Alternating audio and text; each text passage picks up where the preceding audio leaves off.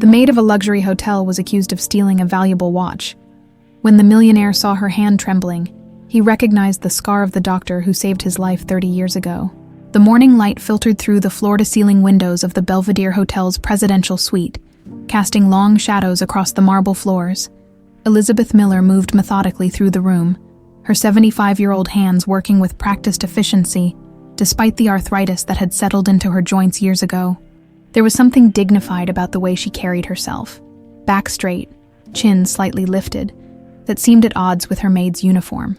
"Mrs. Miller, you're needed on the 14th floor when you finish here," called a voice from the doorway.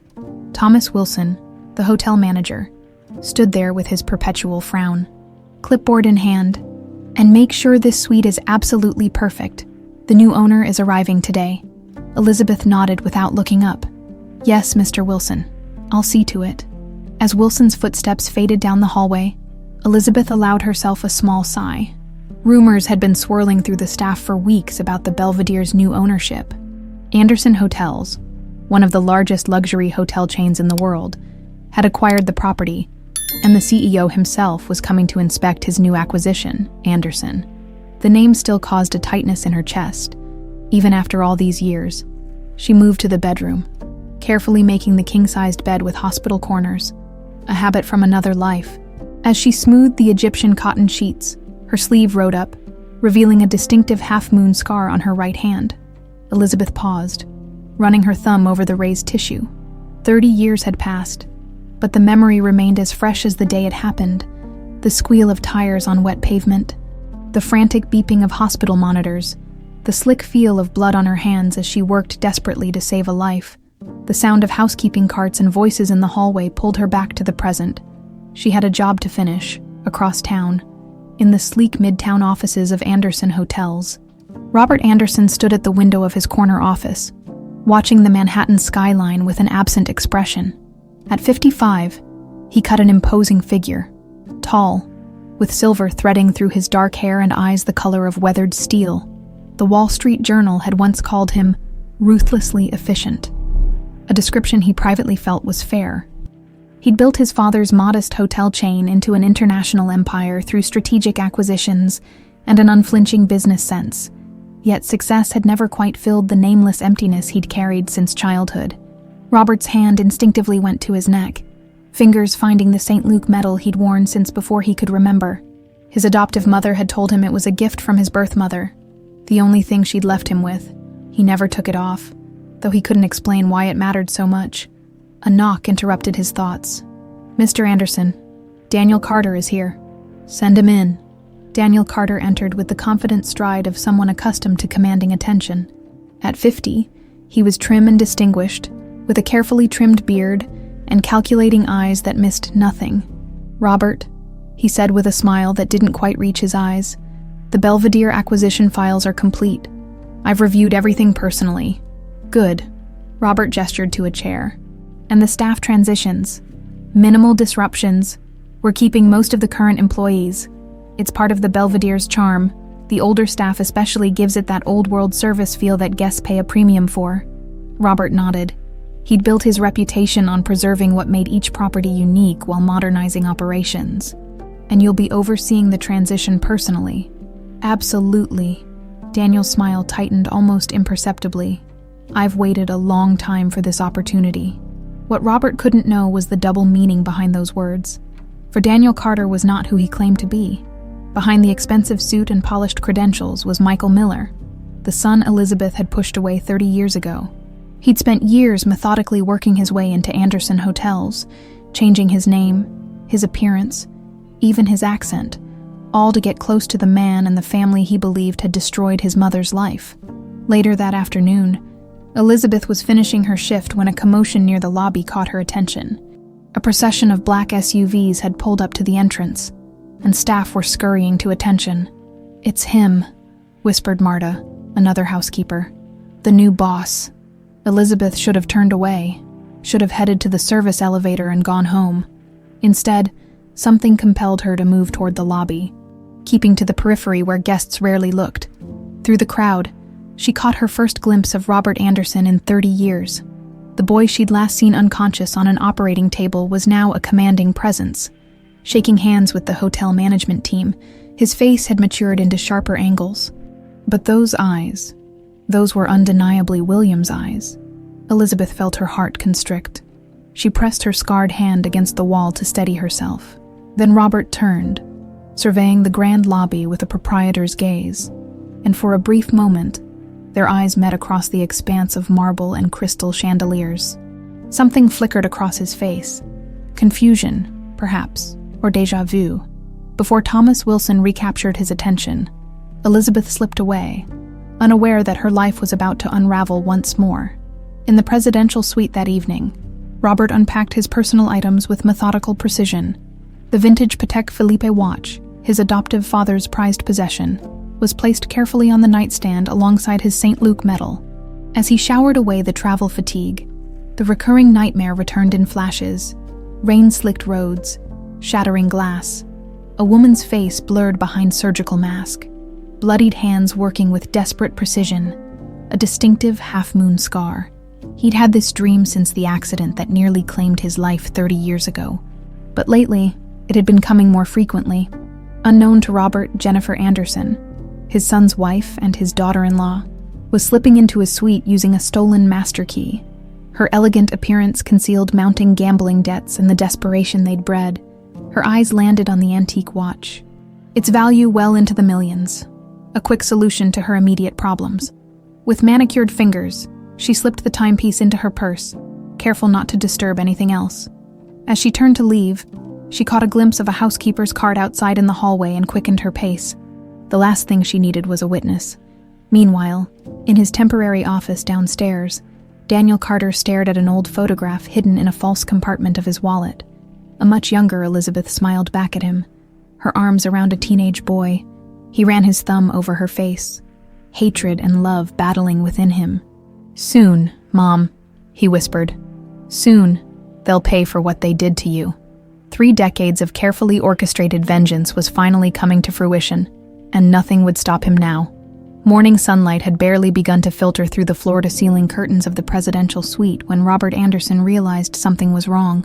His morning routine never varied. Shower, shave, check emails, then secure his father's Patek Philippe watch and St. Luke medal before heading out. The medal hung where he'd left it, but the watch was gone. "Damn it," he muttered, running a hand through his still damp hair.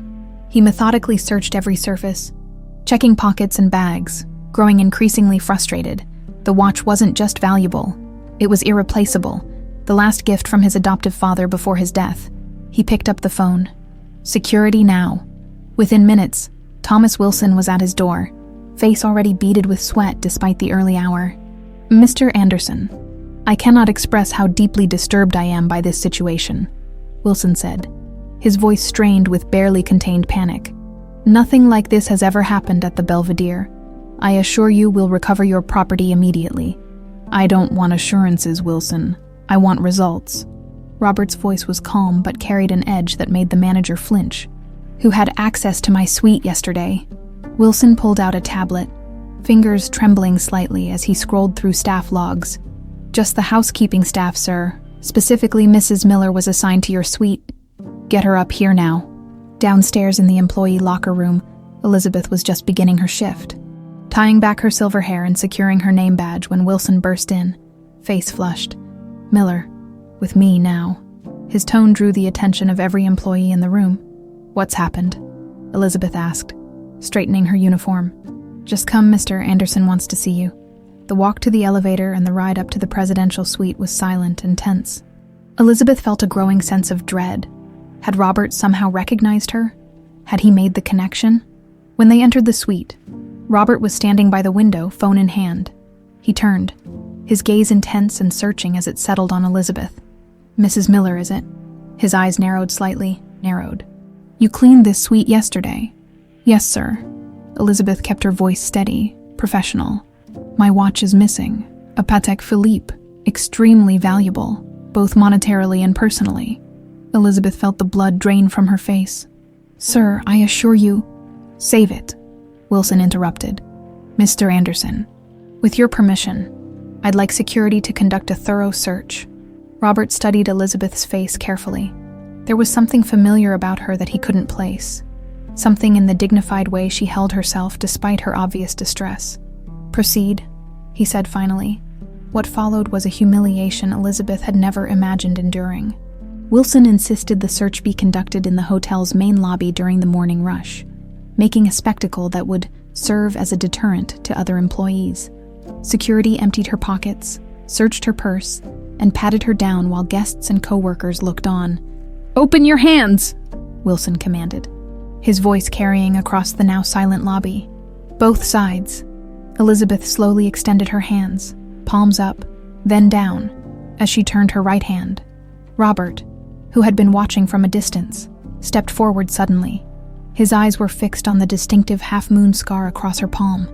"That scar," he said, his voice barely audible. "How did you get it?" Before Elizabeth could answer, Wilson interrupted. "Sir, she's clean. Perhaps we should check the other staff."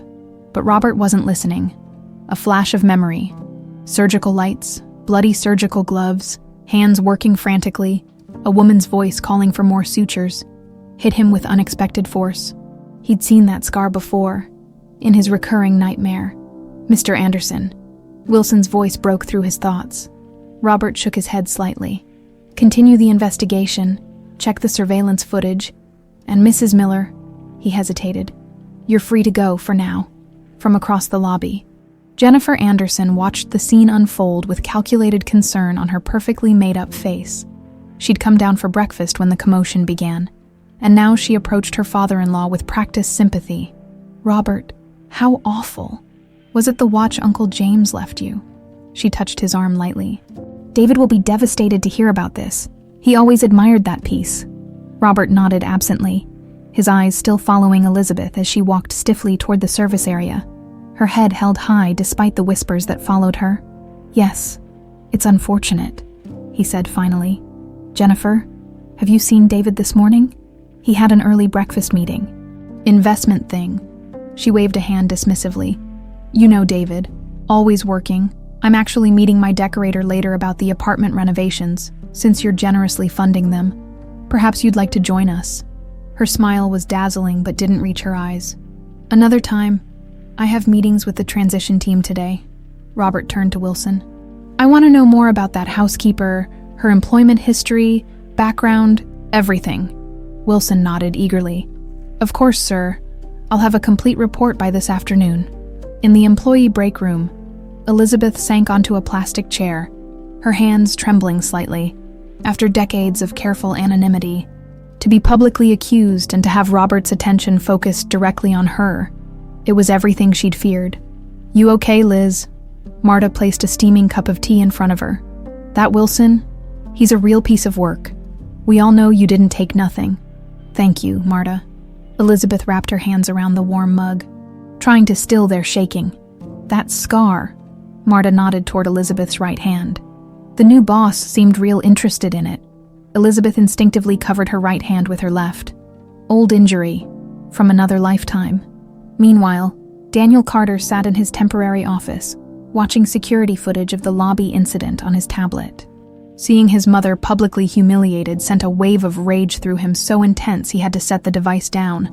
30 years of carefully cultivated control nearly shattered in an instant. "Everything okay in here?" Jennifer appeared in his doorway without knocking, closing the door behind her. Daniel quickly composed his features. "Mrs. Anderson, what can I do for you?" "Please, it's Jennifer," she said, crossing to his desk with feline grace. "And maybe the question is what I can do for you." She perched on the edge of his desk, her designer dress riding up slightly. "I couldn't help but notice your reaction to the scene in the lobby. That housekeeper means something to you, doesn't she?" Daniel's face betrayed nothing. "I don't know what you're talking about." Jennifer laughed softly. "Come now, Mr. Carter. We're both adults playing complicated games. I took Robert's watch, and you're not who you claim to be." She held up a hand when he started to protest. "Don't bother denying it. The question is, what do we do with our mutual interests? You're admitting to theft. I'm suggesting a partnership." Jennifer leaned closer. "You have some vendetta against the Andersons. I don't care why. I have financial problems that need solving. Together, we might help each other." Before Daniel could respond, His phone chimed with a text. It was from an anonymous contact he paid handsomely for information. A. Miller discharged from Columbia Presbyterian 30 years ago. Same night as R. Anderson accident. Connection confirmed. He looked up at Jennifer with new calculation in his eyes. Tell me more about this partnership. That evening, Robert sat alone in his suite. The day's meetings concluded. Wilson's report on Elizabeth Miller sat open on his tablet, a sparse document that raised more questions than it answered. 65 when hired at the Belvedere. Exemplary work record. Lived alone in a modest apartment in Queens. No criminal history. No remarkable financials. Nothing to suggest motive for theft. But before that, almost nothing. As if Elizabeth Miller barely existed before age 45, Robert's fingers found the St. Luke medal at his neck. A habit whenever he was deep in thought. The scar on the housekeeper's hand haunted him. It matched exactly the one from his dreams. Dreams about the night that nearly ended his life 30 years ago. He pulled up an old news article on his tablet. Heir to hotel fortune in critical condition after hit and run. The details were sparse. He'd been found unconscious on a rain-soaked road, his car demolished. The other driver had fled the scene. He'd spent weeks in the hospital, much of it unconscious. His adoptive father had always discouraged questions about the accident, about his birth parents, about anything before he came to live with the Andersons. The past is the past, son, James would say. Focus on the future you'll build. But now, with that distinctive scar triggering memories he couldn't fully grasp, Robert felt compelled to dig deeper. He pulled up the hospital records his private investigator had obtained years ago. The surgeon who'd saved his life that night, the one who'd worked 12 hours straight when others said he couldn't be saved, was listed simply as Dr. E. Miller. Robert's breath caught. Could it be possible? Elizabeth Miller, Dr. A. Miller. He reached for his phone to call security, to have them bring Elizabeth to him immediately, but stopped himself. If she was the surgeon who saved him, why was she working as a hotel maid? And why did she seem afraid when she saw him? No, this required a more delicate approach. Tomorrow, he decided, he would find a way to speak with Elizabeth Miller privately. After all these years, he deserved answers. What Robert couldn't know was that across town, in her small apartment, Elizabeth sat at her kitchen table staring at an old wooden box she rarely opened. Inside lay newspaper clippings. Photographs and mementos of a life abandoned, her medical license, a faded photograph of a teenage Michael, and hidden in a secret compartment, a birth certificate for a baby boy born to Elizabeth Miller and William Anderson, a baby given up for adoption to James Anderson and his wife. Elizabeth touched the birth certificate gently. "I'm sorry," she whispered to the empty room. "I never meant for any of this to happen." The storm clouds gathering over Manhattan that night seemed to mirror the darkness closing in around all of them. A darkness 30 years in the making, finally ready to break. The morning brought no relief to Elizabeth's anxiety. Sleep had eluded her, memories surfacing like bodies in a flood. William's smile, the weight of a newborn Robert in her arms for those brief, precious moments before they took him away.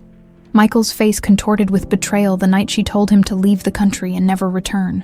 She'd spent the early hours replacing everything in the wooden box, securing it in its hiding place behind the loose baseboard in her bedroom.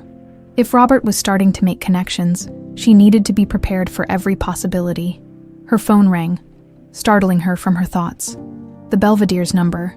With trembling fingers, she answered. "Mrs. Miller, this is Thomas Wilson." His voice dripped with artificial politeness. "We need you to come in early today, mister. Anderson has requested your presence." Elizabeth's heart hammered against her ribs. "May I ask why?" "It's not my place to question Mr. Anderson's requests," Wilson replied stiffly. "Be here in an hour." After hanging up, Elizabeth sat motionless at her kitchen table. She'd spent 30 years carefully constructing walls between her past and present. Now those walls were crumbling and she had no idea how to stop it. Across town, Robert paced his suite, coffee cooling untouched on the desk. He'd barely slept, his mind racing with questions. The connection seemed impossible yet undeniable. Could the dignified housekeeper with the half-moon scar really be the brilliant surgeon who saved his life? And if so, why was she now cleaning hotel rooms instead of performing life-saving surgeries?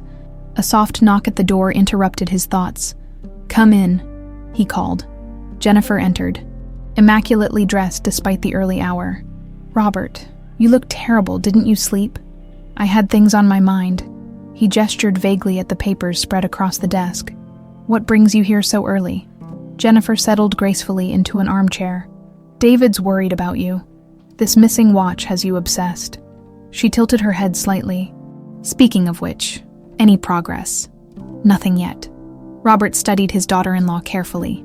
Always perfectly poised. Always saying the right things.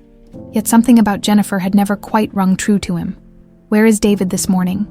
Tokyo call, those international time zones. She sighed dramatically. Robert, I wanted to mention something about yesterday. That housekeeper. Miller, was it? The way she looked at you. Jennifer leaned forward, lowering her voice conspiratorially. It was strange. Like she knew you. Robert's expression remained neutral, but his interest sharpened. What do you mean? Just a feeling. Women's intuition? Jennifer shrugged delicately. Maybe check if there's some connection you're not aware of. In my experience, people don't look at strangers that way unless there's history. I'll keep that in mind, Robert replied, wondering what Jennifer's real angle might be. If you'll excuse me, I have a meeting to prepare for. After Jennifer left, Robert turned to the window, watching rain begin to speckle the glass. The weather forecast had predicted storms all week, much like that night 30 years ago when his life had nearly ended, and perhaps had actually begun again at the hands of a surgeon named E. Miller, in the Belvedere's executive offices, Daniel Carter was reviewing financial documents when his secure phone vibrated with a text. Found employee records from Columbia Presbyterian. E.M. resigned abruptly 30 years ago, cited personal reasons, no formal complaints, but rumors of ethical breach. The message was followed by a scanned resignation letter bearing his mother's signature. Daniel stared at the screen, his carefully constructed narrative beginning to develop cracks. He'd spent decades believing the Andersons had somehow forced his mother out of medicine, ruined her career as punishment for some unknown transgression. But if she had resigned voluntarily, he pushed the thought away. The Andersons had destroyed his family one way or another. His mother had been one of the most respected cardiac surgeons in the country, and then suddenly she wasn't. Just as Robert Anderson miraculously recovered from what should have been a fatal accident, it couldn't be coincidence. A knock at his door preceded Wilson's head poking in. Mr. Carter, Mr. Anderson asked me to inform you that the staff meeting has been moved to noon. Something's come up. Thank you, Wilson. Daniel waited until the door closed before pulling up the hotel's staff schedule on his tablet. His mother was due to work the executive floors today, including Robert's suite. Whatever was coming up likely involved her. Elizabeth arrived at the Belvedere through the employee entrance, keeping her head down as she passed colleagues. Word of yesterday's public accusation had spread, and she felt the weight of curious stares. She changed quickly into her uniform and headed to the service elevator, only to be intercepted by Wilson. This way, Mrs. Miller. He gestured toward the main elevator bank. Mr. Anderson is waiting in his office. The executive floor was quiet, most offices still empty this early. Wilson led her to the end of the hallway where temporary brass lettering marked Robert's office. He knocked once, then opened the door. Mrs. Miller, as requested, sir. Robert stood by the window, his tall frame silhouetted against the stormy sky. Thank you, Wilson. That will be all. Wilson hesitated. Sir, given the circumstances, perhaps I should... That will be all, Robert repeated firmly, turning to face them. His eyes met Elizabeth's, and for a moment, she saw William and his features so clearly it took her breath away. When the door closed behind Wilson, silence filled the room. Elizabeth stood with her hands clasped in front of her, outwardly calm despite her racing heart. Please, sit. Robert gestured to a chair across from his desk. I prefer to stand, if that's all right, Mr. Anderson. A slight smile touched his lips. Strong-willed, just like in Wilson's report. He moved to his desk, but remained standing. Mrs. Miller, I owe you an apology for yesterday's public spectacle. It was unprofessional and unnecessary. Elizabeth hadn't expected that. Thank you, sir. Robert leaned against his desk, studying her face. I have questions, and I think you have answers. About your watch, she asked cautiously. About your scar. He nodded toward her right hand. May I see it again? Slowly. Elizabeth extended her hand, palm up. The half-moon scar curved across her palm, faded with age but still distinct. Robert stepped closer, examining it. How did you get this? Elizabeth had prepared for this question. Kitchen accident, many years ago. I don't believe you. His voice was soft but firm. I've seen that scar before. In dreams I've had since my accident 30 years ago. The surgeon who saved me had that exact scar. Elizabeth's breath caught. Mr. Anderson, were you a doctor, Mrs. Miller? When she didn't answer, he pressed on. I pulled my medical records. The surgeon who operated on me for 12 hours straight was listed as Dr. A. Miller. Elizabeth Miller. Rain began to hit the windows harder, providing a rhythmic backdrop to the tension in the room. Elizabeth felt cornered, decades of careful secrecy crumbling around her. It was a long time ago, she finally said, her voice barely audible. So it is true. Robert's expression shifted between disbelief and wonder. You were the surgeon who saved my life, and now you're cleaning my hotel room. Why? Before Elizabeth could formulate a response that wouldn't reveal too much, the door opened and Daniel walked in, stopping short when he saw his mother. I apologize for interrupting, he said smoothly, though his eyes betrayed his shock. Wilson mentioned the staff meeting was delayed. I didn't realize you were in a private meeting. Carter? Robert straightened. This is Mrs. Miller. We were just discussing some historical matters. Elizabeth's face had gone pale at the sight of her son, her Michael, now calling himself Daniel Carter. She hadn't seen him in 30 years, not since that rainy night when she'd made him promise to start a new life far away. Now here he was, working alongside Robert, the half-brother he didn't know existed. Mrs. Miller and I will continue our conversation later, Robert said, sensing her discomfort. That will be all for now, Mrs. Miller.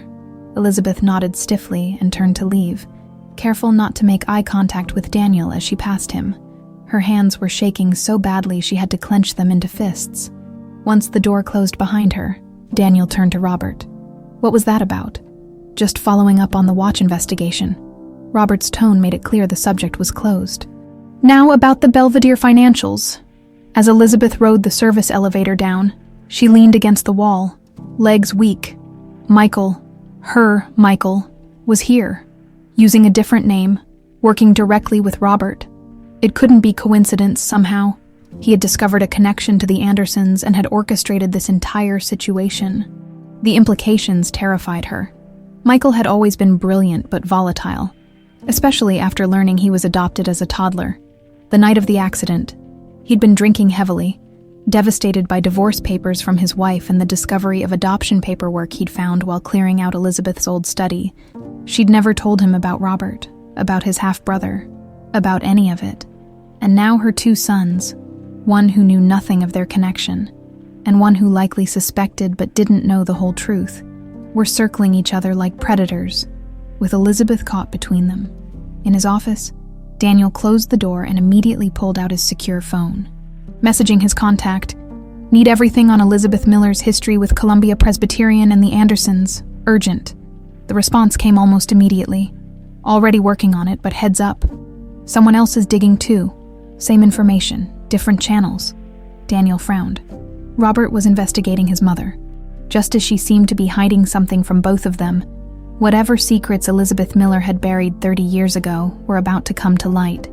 Ready or not, that evening, Jennifer slipped into Daniel's office after hours, locking the door behind her. "We have a problem," she said without preamble. "Robert's digging into the housekeeper's past." Daniel looked up from his computer. "I know. You don't understand." Jennifer paced the small office. "If he connects her to that night, he might start looking at the accident more closely. There are police reports, witness statements that were buried." "By whom?" Daniel interrupted sharply. Jennifer stopped pacing. "The Andersons have been burying inconvenient truths for generations. Trust me, I married into enough of their secrets to know." She leaned across his desk. "What's your interest in Elizabeth Miller? And don't bother lying. I saw your face when she was in Robert's office today." For a long moment, Daniel weighed his options. Finally, he said, "She's my mother." Jennifer's perfectly sculpted eyebrows rose. Well, that is interesting." She smiled slowly.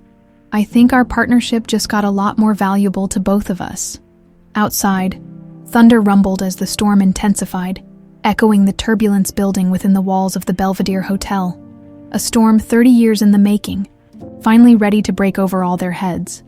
Elizabeth's hands trembled as she made the bed in suite 1422, her mind far from the crisp corners and plumped pillows that had been second nature for 15 years. The storm that had threatened all morning had finally broken. Rain lashing against the windows like nature itself was trying to warn her. Michael was here. Her son. The boy she'd raised alone after his father died. The teenager who'd discovered his adoption papers on that fateful night 30 years ago.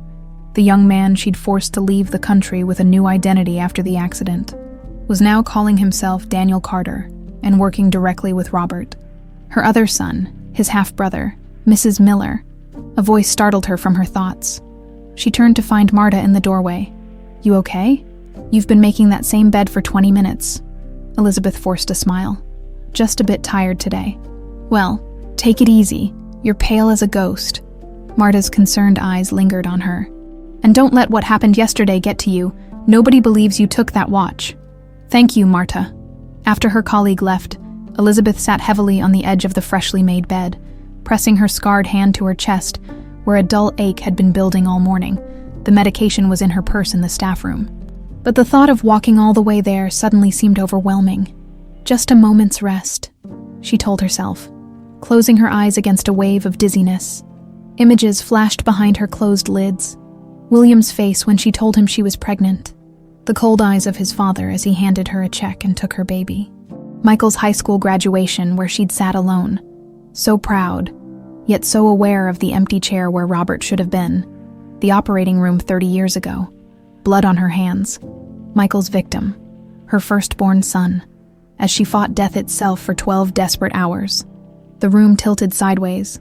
Elizabeth tried to stand, but her legs wouldn't cooperate. The last thing she heard was the crash of her own body hitting the floor, and a distant voice calling her name. Downstairs in the executive offices, Robert was reviewing renovation plans when Wilson burst in without knocking. "Mr. Anderson, there's been an incident. The housekeeper, Mrs. Miller, has collapsed. The paramedics are on their way." Robert was on his feet instantly. "Where?" "14th floor, sir, but..." Robert was already moving past him, heading for the stairs rather than waiting for the elevator. He took them two at a time. An urgency he couldn't explain driving him forward. By the time he reached the 14th floor, a small crowd had gathered outside room 1422. He pushed through to find Elizabeth on the floor, pale and unresponsive, a young housekeeper kneeling beside her. "She just fell, sir," the girl explained, tears in her eyes. "1 minute she was making the bed, then..." Robert knelt beside Elizabeth, taking her wrist to check her pulse. It was there, but weak and irregular.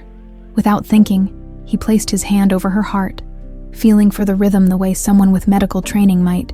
"Has she had heart problems before?" he asked sharply. The housekeeper shook her head. "I don't know, sir. She keeps to herself." The distant wail of sirens penetrated the hotel's thick walls. Robert looked down at Elizabeth's face, lined with age yet still holding echoes of a beauty that must have been striking in her youth. There was something hauntingly familiar in the curve of her cheekbone, the shape of her brow.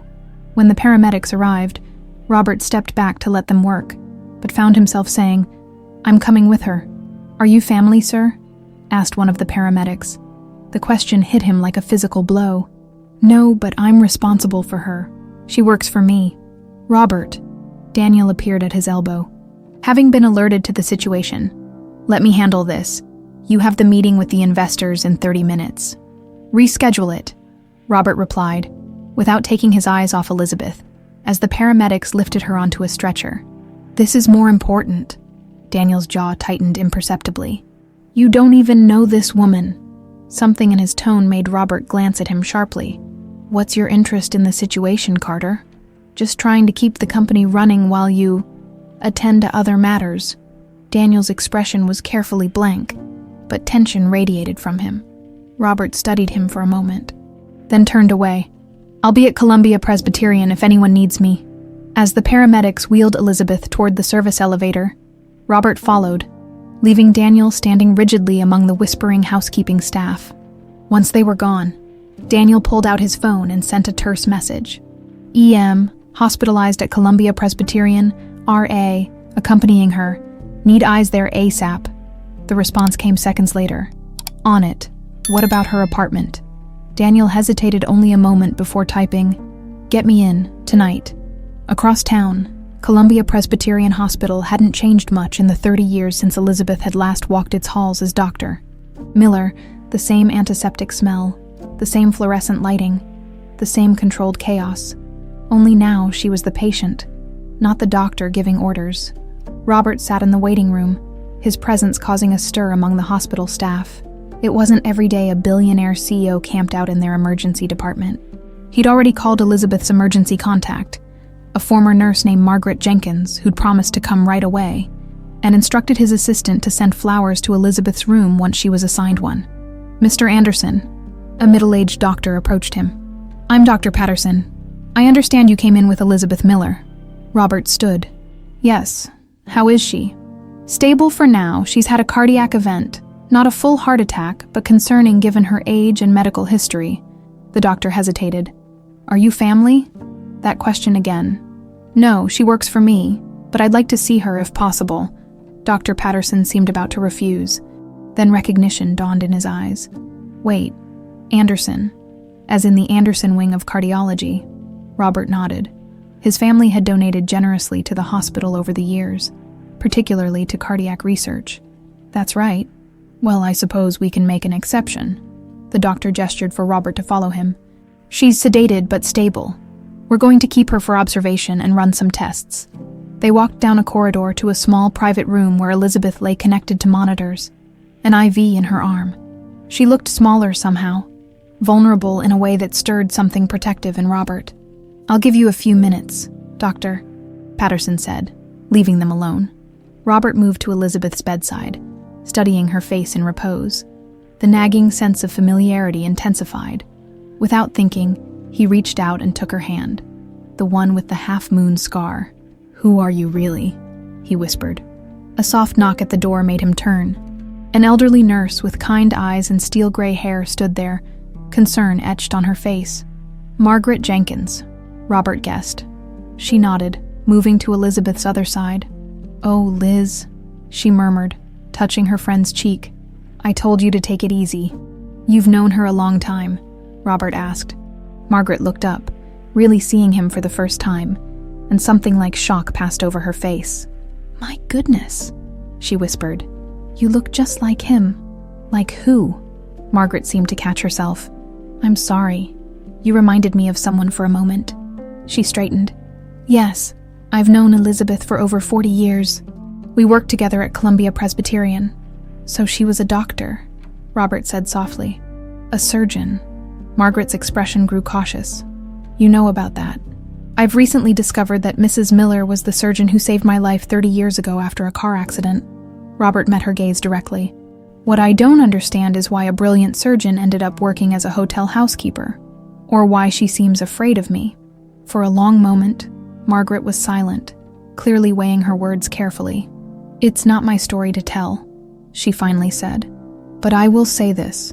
Elizabeth has carried burdens you can't imagine. Whatever you think you know, the truth is far more complicated." Before Robert could press further, Elizabeth stirred slightly, her eyelids fluttering. Both of them turned their attention to her. But she didn't wake fully. "She needs rest," Margaret said firmly. "Perhaps we should continue this conversation outside." They moved to the small waiting area at the end of the hall. Rain streamed down the windows, distorting the city lights beyond. "I want to help her," Robert said once they were seated. "Something tells me our connection goes beyond that accident 30 years ago, the way she looks at me sometimes." Margaret sighed heavily. "Mr. Anderson, some secrets aren't ours to reveal.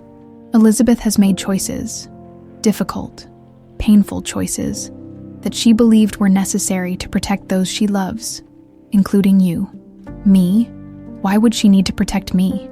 "That's something only Elizabeth can explain." Margaret stood, effectively ending the conversation. "I'm going to stay with her for a while. You should go home, get some rest." But Robert had no intention of going home. After Margaret returned to Elizabeth's room, he pulled out his phone and called his most trusted private investigator.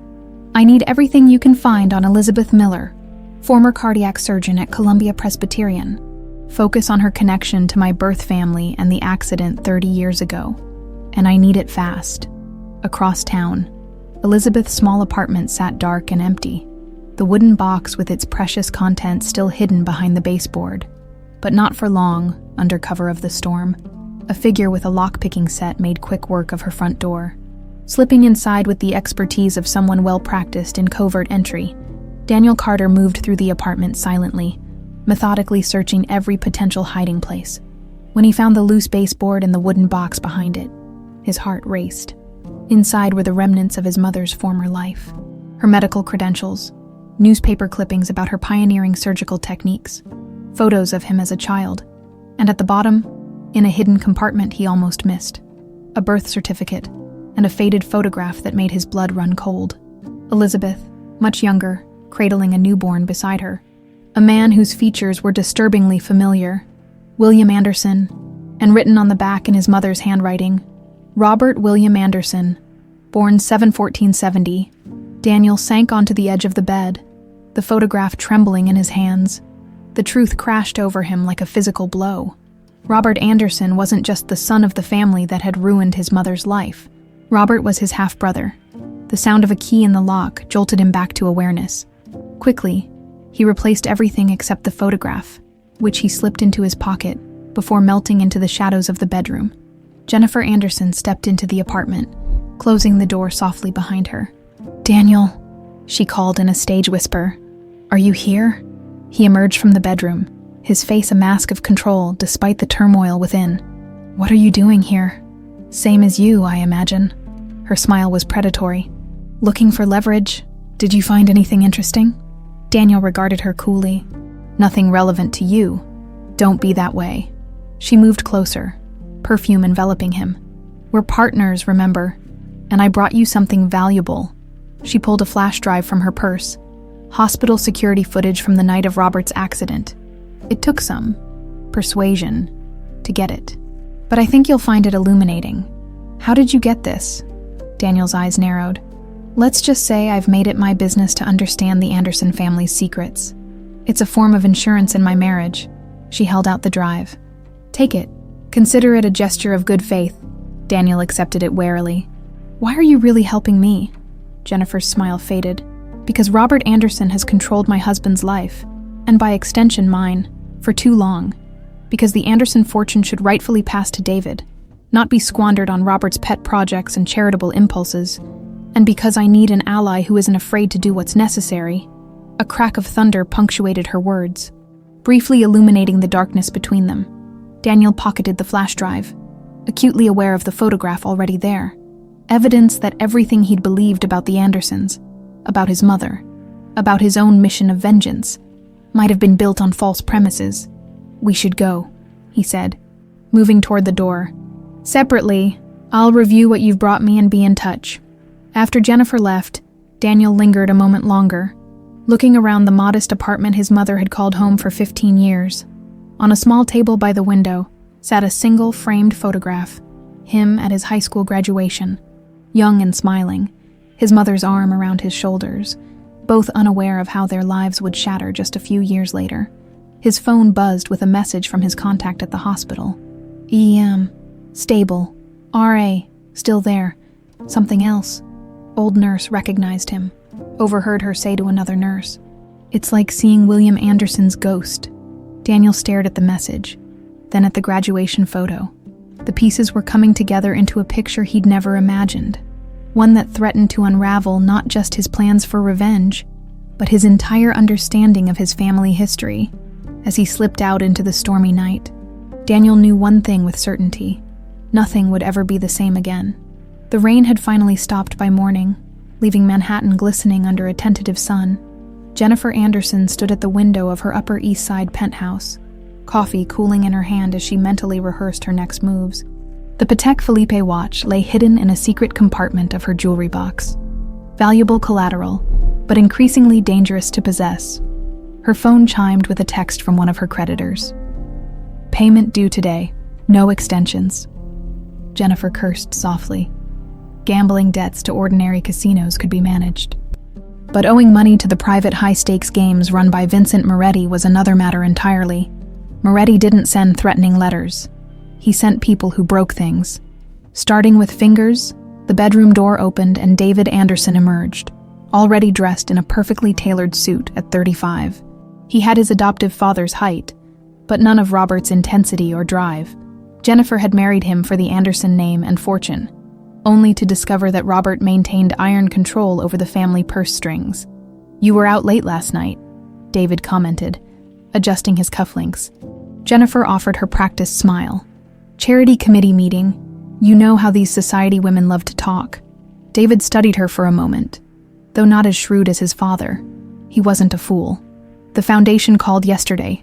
They said you missed the last 3 meetings." Must be a miscommunication. Jennifer moved to straighten his tie. A calculated gesture of intimacy. "You've been so busy with work, and I've been trying to support you by meeting with Daniel Carter after hours."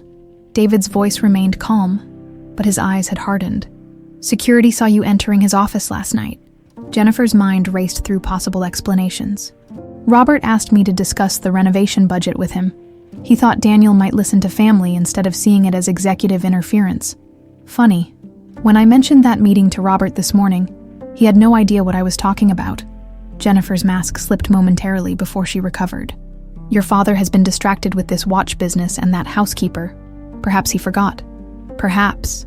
David stepped back. "I have meetings all day. Don't wait up." The coolness in his tone made it clear the conversation wasn't over, merely postponed. After he left, Jennifer moved quickly to her closet, pulling out a designer handbag she rarely used. From a hidden pocket, she extracted a small key that opened the wall safe behind an abstract painting. Inside were documents she'd collected over years of strategic eavesdropping and careful theft from the Anderson family archives. Insurance for exactly this kind of situation. Among them was a file labeled simply WAEM 1970 that contained letters, legal agreements, and photographs documenting the affair between William Anderson and a young medical student named Elizabeth Miller. Jennifer had discovered it during a weekend at the Anderson family estate, when her father-in-law James had been in declining health, and Robert preoccupied with business. The file confirmed what she'd pieced together. Robert was the biological son of William Anderson and Elizabeth Miller, given up for adoption to William's brother James and his wife after a substantial payment to Elizabeth. What the file didn't explain was why Elizabeth had later reappeared as the surgeon who saved Robert's life, or why she now worked as a maid in his hotel. Jennifer placed the most incriminating documents in her bag. It was time to accelerate her partnership with Daniel Carter. Her leverage against both Robert and her increasingly suspicious husband. At Columbia Presbyterian, Elizabeth opened her eyes to find Margaret dozing in a chair beside her bed. The events of the previous day came rushing back, collapsing in the hotel room. Robert's questions about her scar, the terrifying knowledge that both her sons were now circling each other without knowing their true connection. "Maggie," she called softly. Margaret startled awake. "Liz, thank God." She leaned forward, taking Elizabeth's hand. "How are you feeling?" "Like I've been hit by a truck." Elizabeth tried to sit up. "I need to get out of here." "You're not going anywhere." Margaret adjusted the bed to help her sit. "Dr. Patterson wants to run more tests. Your heart isn't in good shape, Liz." Elizabeth waved this away impatiently. "My heart hasn't been in good shape for 30 years. Where's Robert? Was he really here? Or did I dream that?" "He was here," Margaret confirmed. "Stayed for hours until I convinced him to go home. He's asking questions, Liz. About you. About why you left medicine. About why you seem familiar to him." Elizabeth closed her eyes briefly. "Did you tell him anything?" "Of course not. But Liz," Margaret hesitated, "I think he suspects something. The way he looks at you. It's like he's trying to place a half-remembered face." "I always knew this day might come," Elizabeth said quietly. "I just thought I'd be ready." "Ready for what?" "To tell him you're his biological mother, that you gave him up, then saved his life 30 years ago, without telling him who you were, that his half-brother is the one who nearly killed him in that accident." Margaret's voice was gentle, but insistent. "The truth is going to come out, one way or another. Wouldn't it be better coming from you?" Before Elizabeth could respond, a nurse entered with a breakfast tray. "Good morning, Mrs. Miller. How are we feeling today?" "Ready to leave," Elizabeth replied firmly. The nurse smiled indulgently. "Let's see what Dr. Patterson says first." "Oh, these came for you early this morning." She placed a stunning arrangement of white roses on the bedside table. The cards tucked in there somewhere. After the nurse left, Margaret retrieved the small envelope from among the blooms. "From Robert Anderson," she read. "Wishing you a speedy recovery. The Belvedere isn't the same without you." Elizabeth touched one of the roses gently. White roses were William's favorite. He used to bring me one every time we met. The memory still had the power to hurt after all these years. "Liz," Margaret leaned closer. "There's something else you should know last night." An older nurse recognized Robert.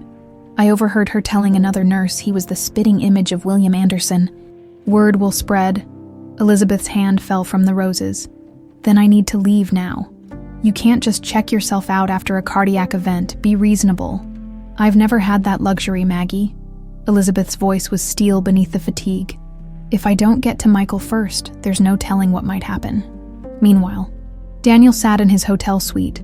The contents of the flash drive Jennifer had given him displayed on his laptop. The security footage from 30 years ago was grainy but clear enough to show the emergency room entrance on that rainy night. Timestamps matched the accident records. 11:42 p.m. A trauma team rushing out to meet an ambulance. 11:47 p.m. Elizabeth, younger but unmistakable, directing the team as they wheeled in a stretcher carrying an unconscious young man. The footage jumped to the operating room observation window.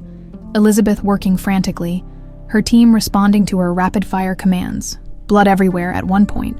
At one, she grimaced in pain, but continued working. The moment she must have received the distinctive scar. Hours compressed into minutes on the footage. But it was clear, his mother had fought death itself to save Robert Anderson. But why? If Robert was the son of the man who'd ruined her career, the son she'd been forced to give up for adoption, why save him? And why keep her identity secret all these years? The final clip answered one question while raising countless others. Elizabeth, still in bloody scrubs, slumping against a wall in an empty hallway, clutching something in her hand. The camera angle shifted slightly, revealing what appeared to be a medallion on a chain. She looked at it for a long moment, then glanced up and down the corridor before slipping it around the unconscious Robert's neck in the recovery room. Daniel paused the footage, zooming in as much as the resolution allowed. A St. Luke medal, the same one Robert still wore. His phone rang, startling him from his thoughts. "Jennifer, I need to see you immediately," she said without preamble. "I have something you'll want to see, and we need to move quickly." "I'm busy," Daniel replied coldly. "Too busy for proof that Robert Anderson is your half-brother." The line went silent. Jennifer pressed her advantage. "That's right. I know. And I have documents that will help us both get what we want. Meet me at the Pierre in 30 minutes. After she hung up, Daniel sat motionless, staring at the frozen image of his mother from 30 years ago. Since learning the devastating truth about his parentage, he'd been re-examining everything he thought he knew. His mother hadn't told him to leave the country to protect Robert Anderson. She'd done it to protect him, her son, from the consequences of nearly killing his own half-brother in a drunken accident. The realization made him physically ill. For 30 years, he'd nurtured his hatred for the Andersons, believing they had somehow forced his mother out of medicine as punishment for an unknown sin. He'd dedicated his life to infiltrating their company, gaining Robert's trust, all to destroy the family from within. But if Robert was his half-brother, if his mother had saved Robert's life and then hidden her identity for decades, working as a maid in his hotel just to be near him, what did that mean for Daniel's mission of vengeance? At the Belvedere, Robert was reviewing security footage from every floor, determined to find whoever had taken his father's watch. The theft itself was becoming secondary to the larger mystery surrounding Elizabeth Miller. But he needed to maintain the appearance of focusing on hotel business. Wilson hovered nervously at his side. "Sir, I've interviewed all staff who had access to your suite. Nothing suspicious so far." "What about the surveillance blind spots, service corridors, back staircases?" "Being reviewed now." "Sir," Wilson hesitated. "About Mrs. Miller, her condition?" "Stable," Robert replied shortly. "Have her personal effects been secured?" "Yes, sir. Her locker has been locked, and her cart inventoried, as per protocol for suspended employees." Robert's head snapped up. "Suspended? Who authorized that?" Wilson paled slightly. "Standard procedure for employees under investigation, sir. I assumed..."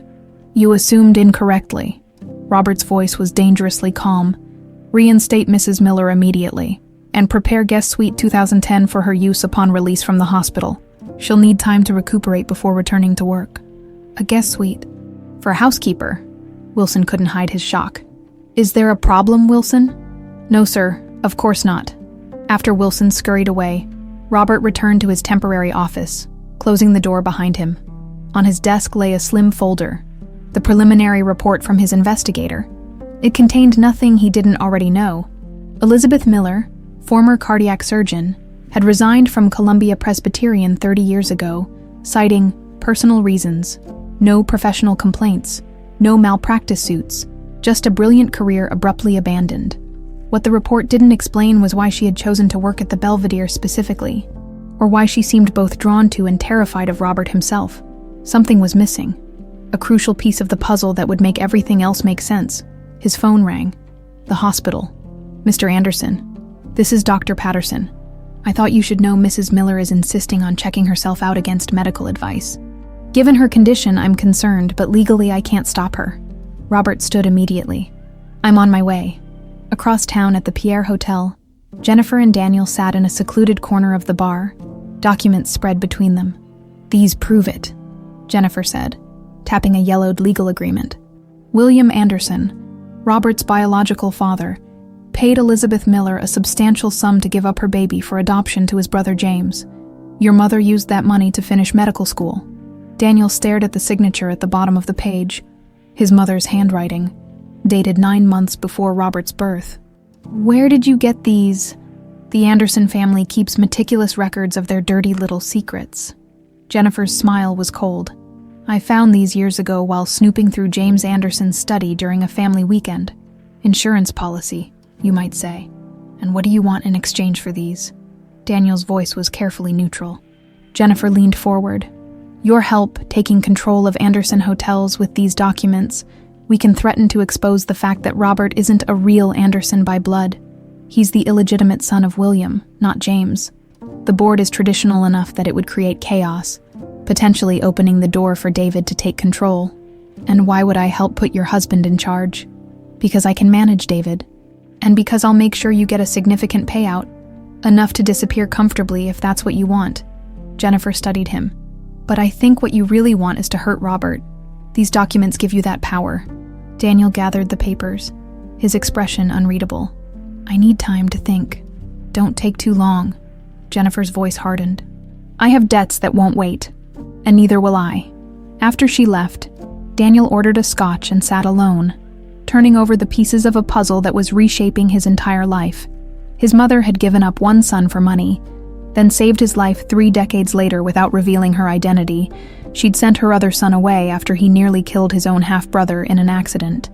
And now all 3 of them were circling each other in an elaborate dance of secrets and lies. The truth, Daniel realized, was far more complicated than the revenge fantasy he'd nurtured for 30 years. Back at the Belvedere, a maid named Sophia was cleaning the executive floor when she noticed Jennifer Anderson slip into Daniel Carter's office using a key. Curious, Sophia moved closer to the partially open door, pretending to dust the hallway table. Inside, Jennifer moved methodically through Daniel's desk drawers until she found what she was looking for, the flash drive. She pocketed it quickly, then opened his laptop, finding it password protected. She cursed softly and began searching for any papers or notes that might be useful. Sophia, realizing what she was witnessing, backed away quietly. She'd seen Mrs. Miller humiliated publicly over the missing watch. Now here was Mrs. Anderson stealing from Mr. Carter's office. The connection wasn't hard to make. Sophia retreated to the service stairwell, heart pounding. Mrs. Miller had always been kind to her, helping her learn English when she first started at the Belvedere. The thought of telling Mr. Wilson what she'd seen was terrifying. He could fire her on the spot, and she had 3 children to support. But the alternative, letting Mrs. Miller take the blame for something she clearly didn't do, was unthinkable. Taking a deep breath, Sophia made her decision. She would tell Mr. Anderson directly what she had seen. Mrs. Miller deserved that much. At Columbia Presbyterian, Elizabeth was signing discharge papers against medical advice when Robert arrived. He took in the scene. Elizabeth already dressed in her street clothes, Margaret hovering anxiously nearby, the doctor's obvious disapproval. Mrs. Miller, he said. "I'm glad to see you're feeling better." Elizabeth's hand trembled slightly as she signed the final form. "Mr. Anderson, this isn't necessary. I can take care of myself. I've arranged a suite for you at the Belvedere during your recovery," Robert continued as if she hadn't spoken. "The hotel's doctor will check on you daily, and you'll remain on the payroll during your convalescence." Elizabeth met his gaze directly for the first time. "Why are you doing this?" The question hung between them, heavy with unspoken implications. Robert held her gaze, searching for something in her eyes. Recognition, confirmation, truth. "Let's just say I believe in taking care of those who have taken care of me," he finally said, whether I knew it at the time or not. For a moment, something shifted in Elizabeth's expression, a softening, a glimmer of the young woman she had once been. Then the mask of professional detachment returned. "Very well," she said quietly. "Thank you." As Robert helped Elizabeth into the waiting town car, neither of them noticed the photographer across the street, capturing the moment with a telephoto lens. Jennifer had hired him that morning. One more piece of insurance in her increasingly desperate game. The storm clouds gathering once more over Manhattan seemed an appropriate backdrop for the drama unfolding beneath them. A drama that would soon break with a fury none of them were prepared for. Evening settled over Manhattan, the city lights reflecting in puddles from the day's intermittent rain. In Daniel Carter's suite at the Belvedere, he poured himself a third scotch. Documents from Jennifer's file and printouts from the security footage spread across the coffee table like pieces of a broken mosaic he was trying to reassemble. The photograph of his young mother with William Anderson lay at the center, the missing piece that changed everything. The resemblance between William and Robert was unmistakable, as was the look of adoration on his mother's young face as she gazed up at William. His secure phone buzzed with a message from his hospital contact. "EM. Checked herself out, AMA, RA. Escorted her back to Belvedere. Installed in suite 2010. Daniel set his glass down hard enough that amber liquid sloshed over the rim. His mother was here, in this very building, with Robert looking after her personally. The walls of his carefully constructed revenge were closing in. A soft knock at his door jolted him from his thoughts. Quickly, he gathered the documents, shoving them into a folder and hiding it behind the minibar before opening the door. Jennifer stood there, expression tense. "We need to talk." "It's not a good time," Daniel began, but she pushed past him. "Robert's installed your mother in a guest suite," she said without preamble. "He's asking questions about her past at the hospital. Whatever timeline we were working with just accelerated." Daniel closed the door. "How do you know this?" "I have sources." Jennifer paced the room. "We need to move now, before he uncovers the truth on his own." "And what exactly is your plan?" Daniel watched her carefully. Wave these documents in his face and demand, "What? That he step down? Give you money? What's your end game here?" Jennifer stopped pacing.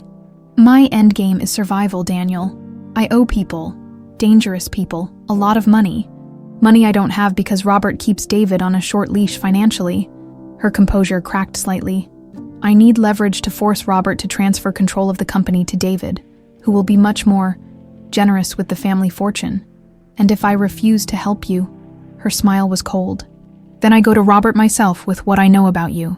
That you're Michael Miller, Elizabeth's son, the driver who nearly killed him 30 years ago and fled the scene.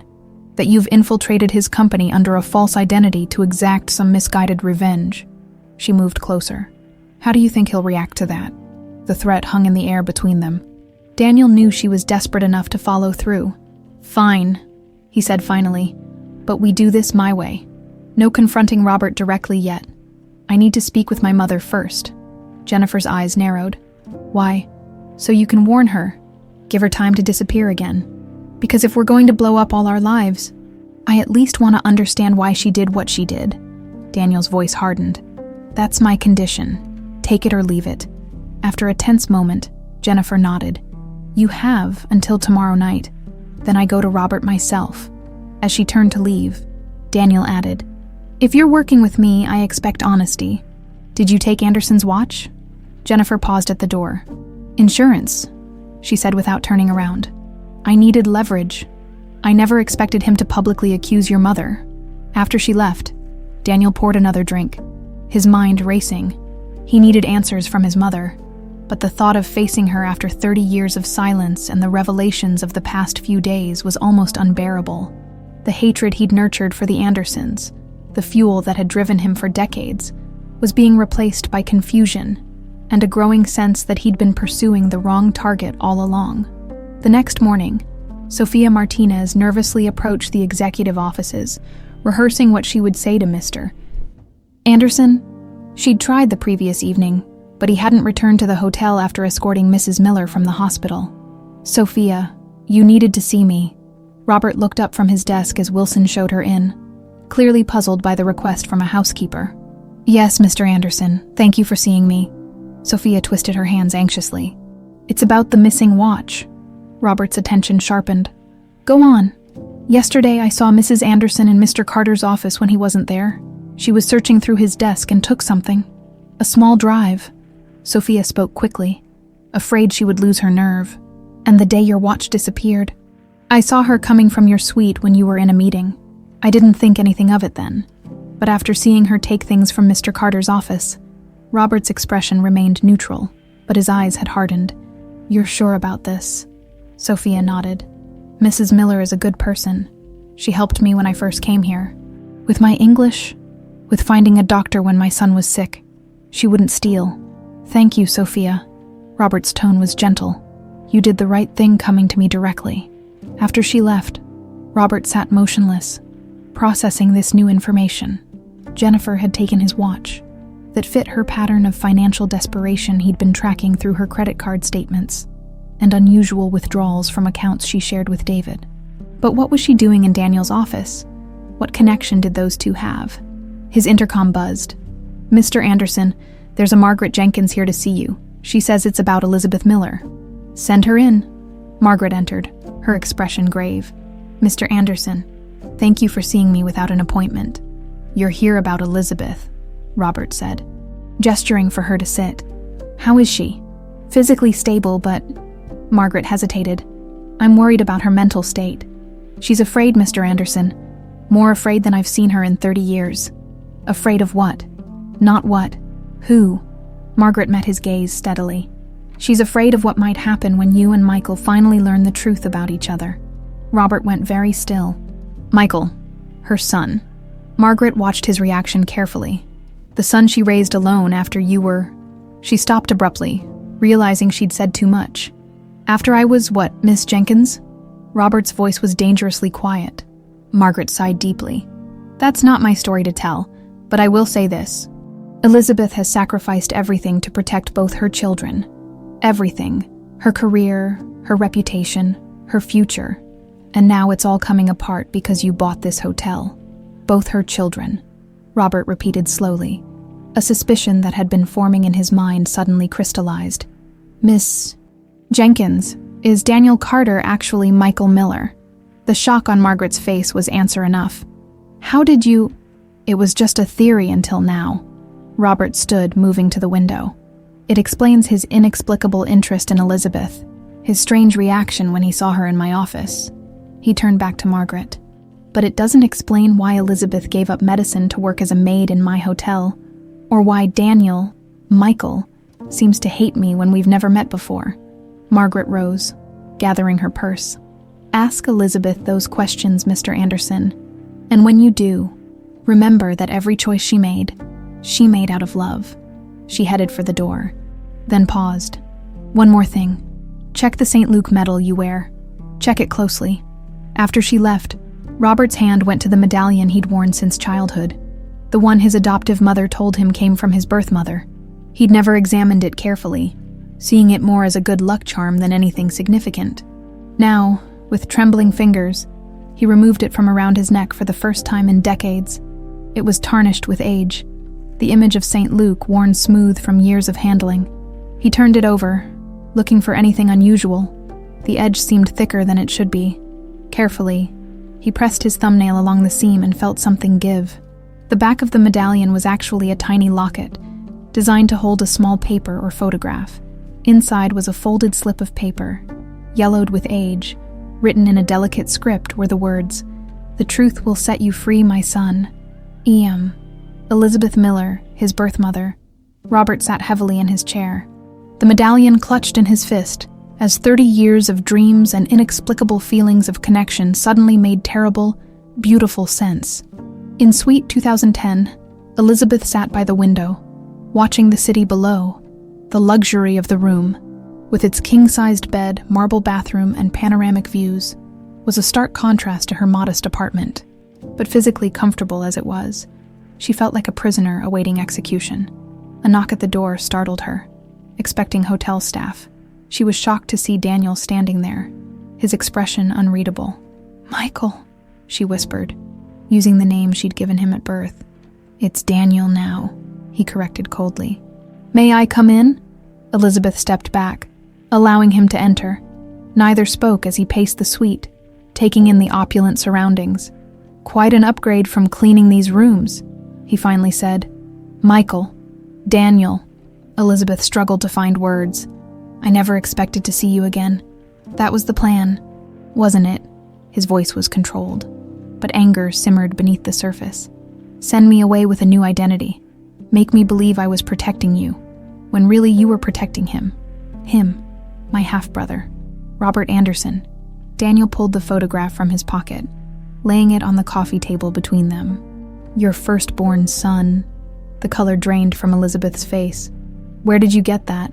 "Your apartment. I'm sorry for the intrusion, but I needed answers you weren't giving me." He sat across from her. 30 years, Mom. 30 years of believing the Andersons destroyed your career, forced you into menial work. I dedicated my life to making them pay." "Oh, Michael." Elizabeth's voice broke. "That's not what happened at all." "Then tell me the truth. All of it, starting with why you gave up one son for adoption but kept the other." Elizabeth's hands trembled as she picked up the photograph. "I was 20 when I met William Anderson, a second-year medical student. Brilliant but poor. He was 35, married, heir to the Anderson Hotel empire." Her eyes grew distant with memory. "We fell in love. It sounds trite now, but it was everything then. When I got pregnant, his father gave me a choice. Take money and give up the baby, or they would ensure I never practice medicine. So you chose your career over your child." Daniel's voice was harsh. "I chose survival," Elizabeth corrected quietly. "I had nothing. No family. No support. The money they gave me put me through medical school, gave me a future. William promised he would watch over the baby. His brother James and his wife couldn't have children, so they adopted Robert." Pain flashed across her face. "William died in a sailing accident a year later. After that, James made sure I never saw Robert. Until the accident." Daniel's expression was unreadable. Elizabeth nodded slowly. "Until the accident, I was chief of cardiac surgery by then, when they brought him in. I didn't know it was him at first, just another trauma victim. Then I saw the St. Luke medal around his neck." Her voice caught. "I'd given it to him when he was born, left a note inside. It was the only thing of me he had. And when you realized who he was, who I had almost killed, I did what any surgeon would do. Everything possible to save him." Elizabeth's eyes filled with tears. "And then I did what any mother would do. Everything possible to protect both her sons. By sending me away with a false identity," Daniel said bitterly. "By letting me believe I was protecting you from the Andersons' retribution. You were drunk, Michael, distraught about finding your adoption papers. You hit Robert's car and fled the scene. If they had found you, you would have gone to prison." Elizabeth leaned forward urgently. "I couldn't lose both my sons in one night, so you sacrificed your career instead." Elizabeth nodded. "I resigned before anyone could connect me to the accident. Used almost all my savings to set you up with a new identity overseas. And then you got a job as a maid in Robert's hotel," Daniel finished. "To be near him without him knowing.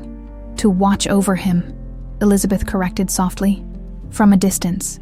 It was all I could give him." Daniel stood abruptly, moving to the window. "And now what? Robert's investigating you.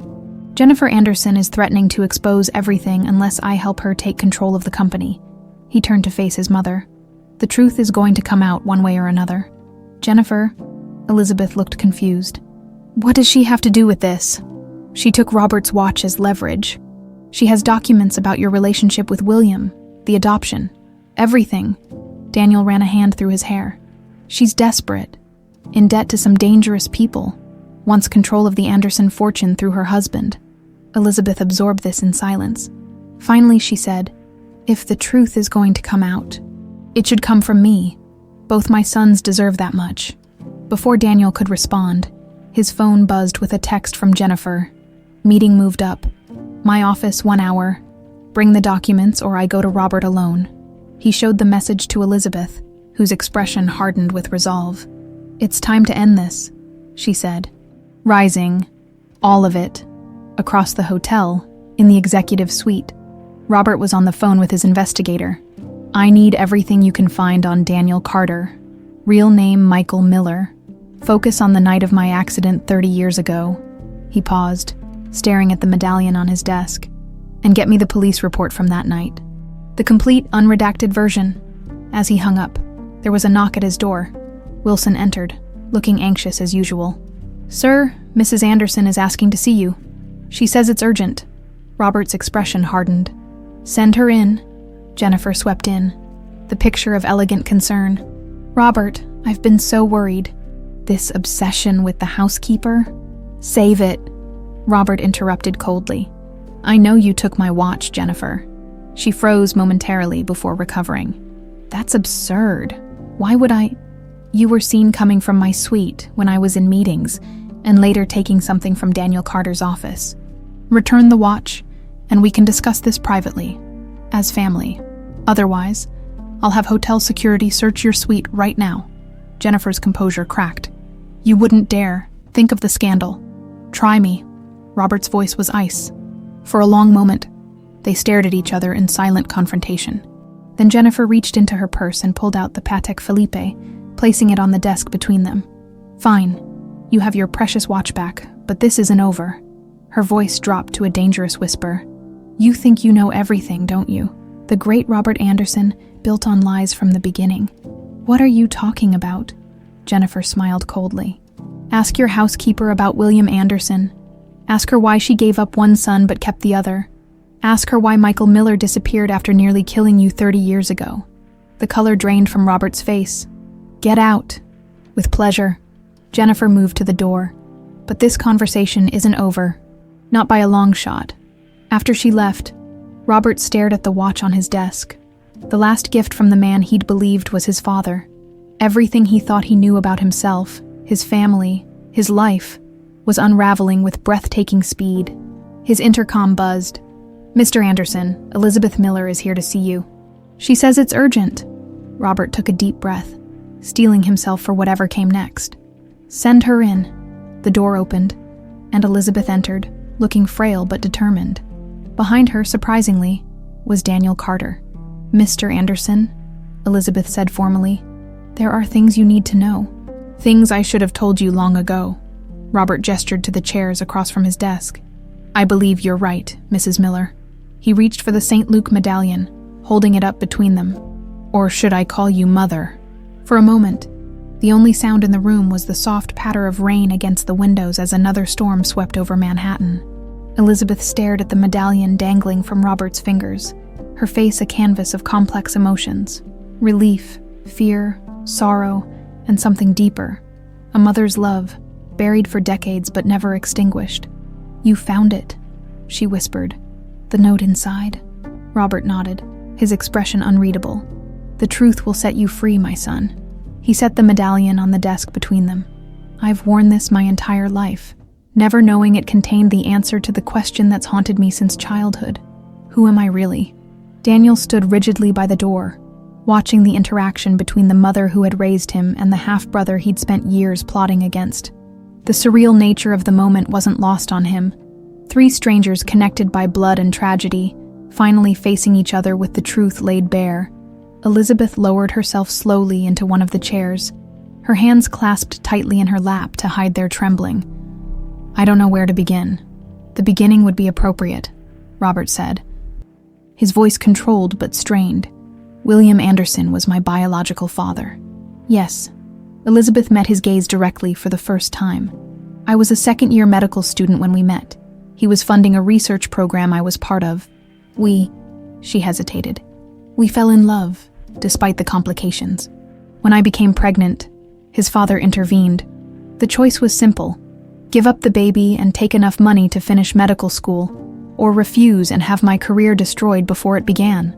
So you chose your career over your child, Robert said, echoing Daniel's earlier accusation.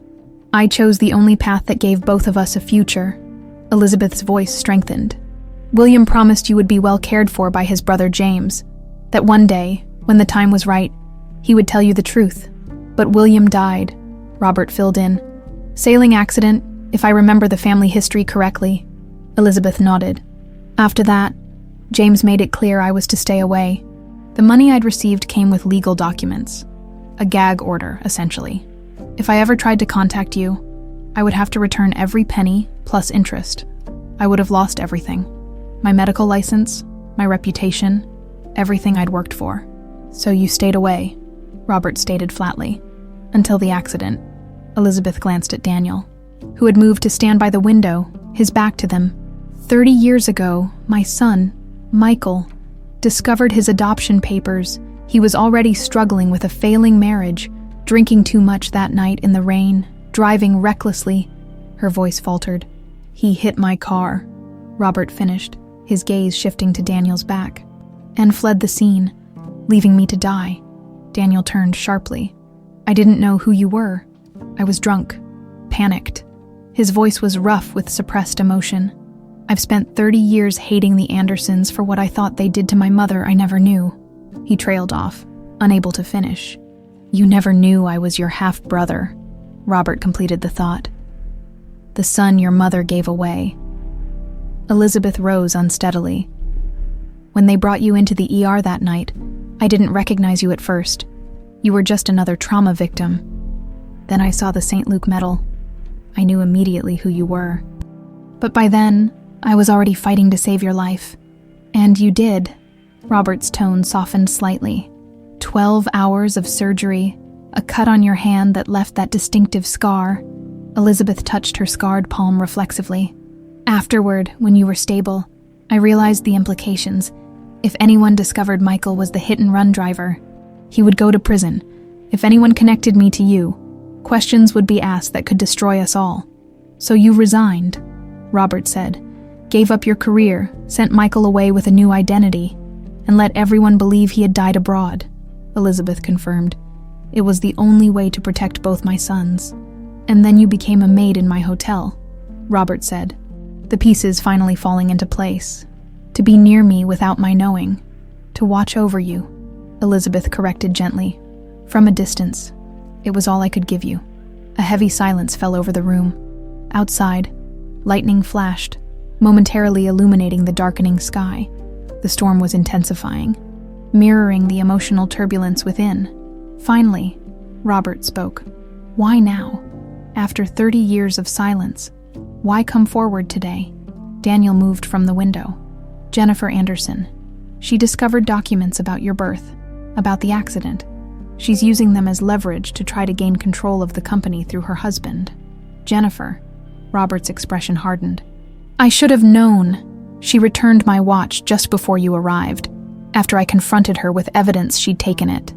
She's desperate, Daniel explained. In debt to dangerous people. She sees the Anderson fortune as her only way out. She's meeting us in an hour, Elizabeth added, threatening to expose everything if Daniel doesn't help her take control of the company. Robert's laugh held no humor. So this isn't a family reunion driven by sudden conscience. It's damage control. No, Elizabeth said firmly. This is 30 years overdue, Jennifer forced the timing, but I've carried this burden long enough.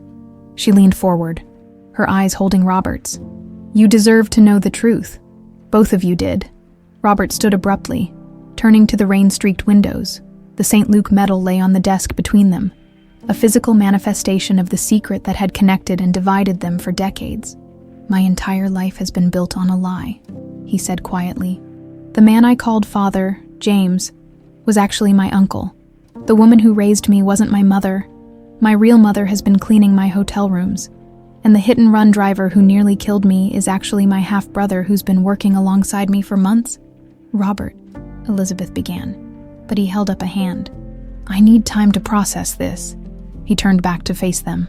As for Jennifer, I'll handle her myself. Be careful, Daniel warned. She's cornered and desperate. The documents she has. Letters between you and William. The adoption agreement. Police reports from the accident. They could cause a scandal that would affect the company's stock. The board's confidence in your leadership. Let me worry about Jennifer and the company. Robert's voice was steel. Right now, I need you both to leave.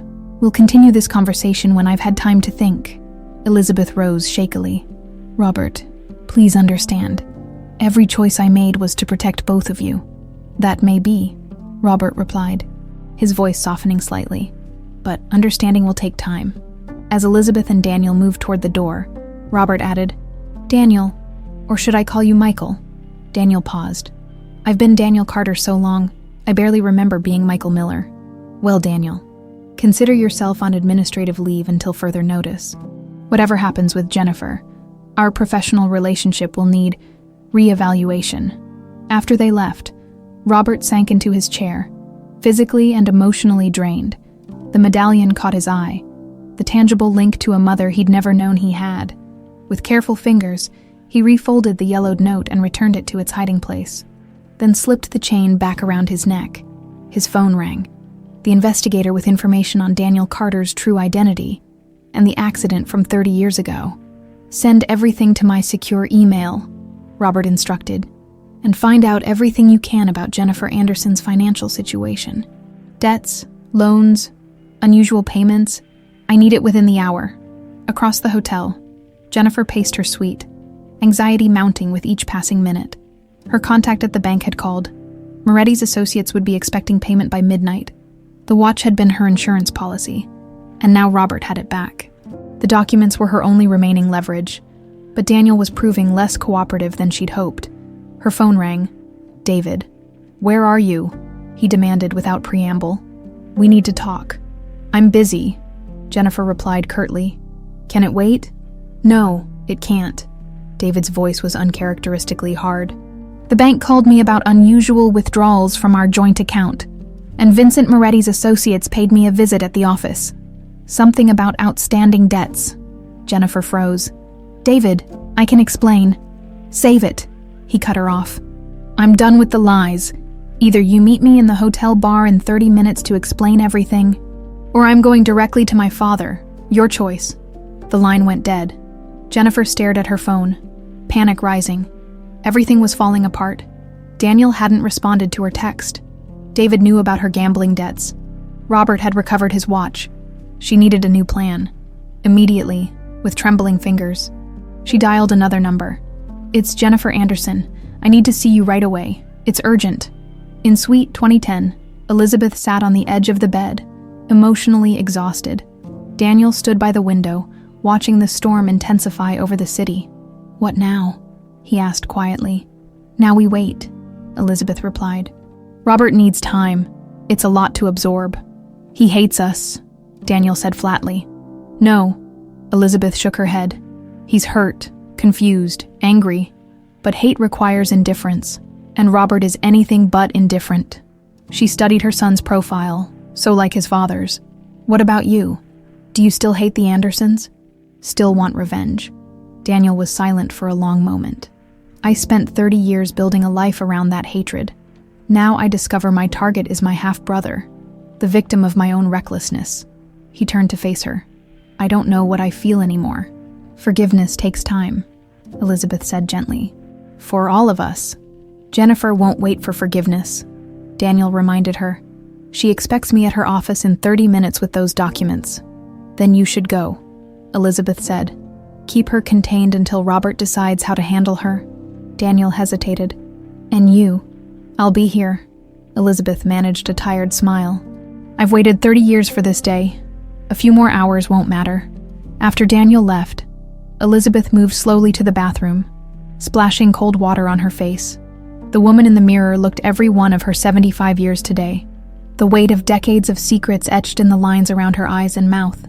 Her chest tightened suddenly, a sharp pain radiating down her left arm. She fumbled in her purse for her medication, swallowing a pill dry. The doctor had warned her that stress could trigger another event. She needed to stay calm, focused, breathing deeply until the pain subsided. Elizabeth returned to the bedroom and lay down. Suddenly exhausted, Just a short rest, she told herself, closing her eyes. Then she would face whatever came next. In the hotel bar, David Anderson sat nursing a scotch, his normally pleasant face set in grim lines.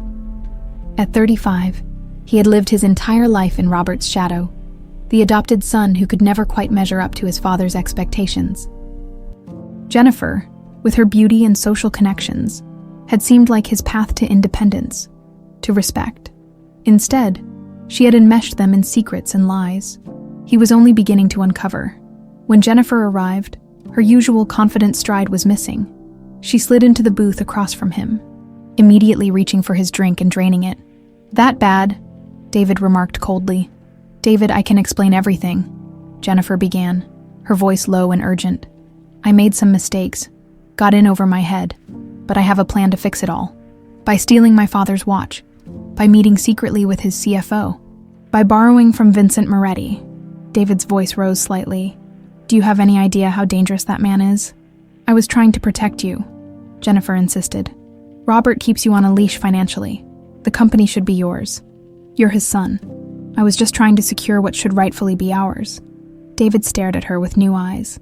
"You married me for the Anderson name and fortune, didn't you? It was never about love." Jennifer's silence was answer enough.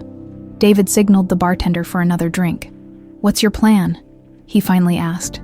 "The one that's supposedly going to fix everything." Jennifer leaned forward. "I have documents. Proof that Robert isn't James Anderson's biological son. He's the illegitimate child of William Anderson and a woman named Elizabeth Miller, the housekeeper, the one accused of stealing the watch." David couldn't hide his shock. "The very same," Jennifer confirmed. "She's Robert's biological mother, and Daniel Carter is actually her other son, Robert's half-brother." David sat back, stunned. "That's impossible." "It's the truth," Jennifer insisted. "With these documents, we could force Robert out. The board is traditional enough that a scandal like this, the CEO not being a real Anderson by blood, would create chaos. You could step in as James's only remaining heir. And what would this accomplish? Besides destroying my father?"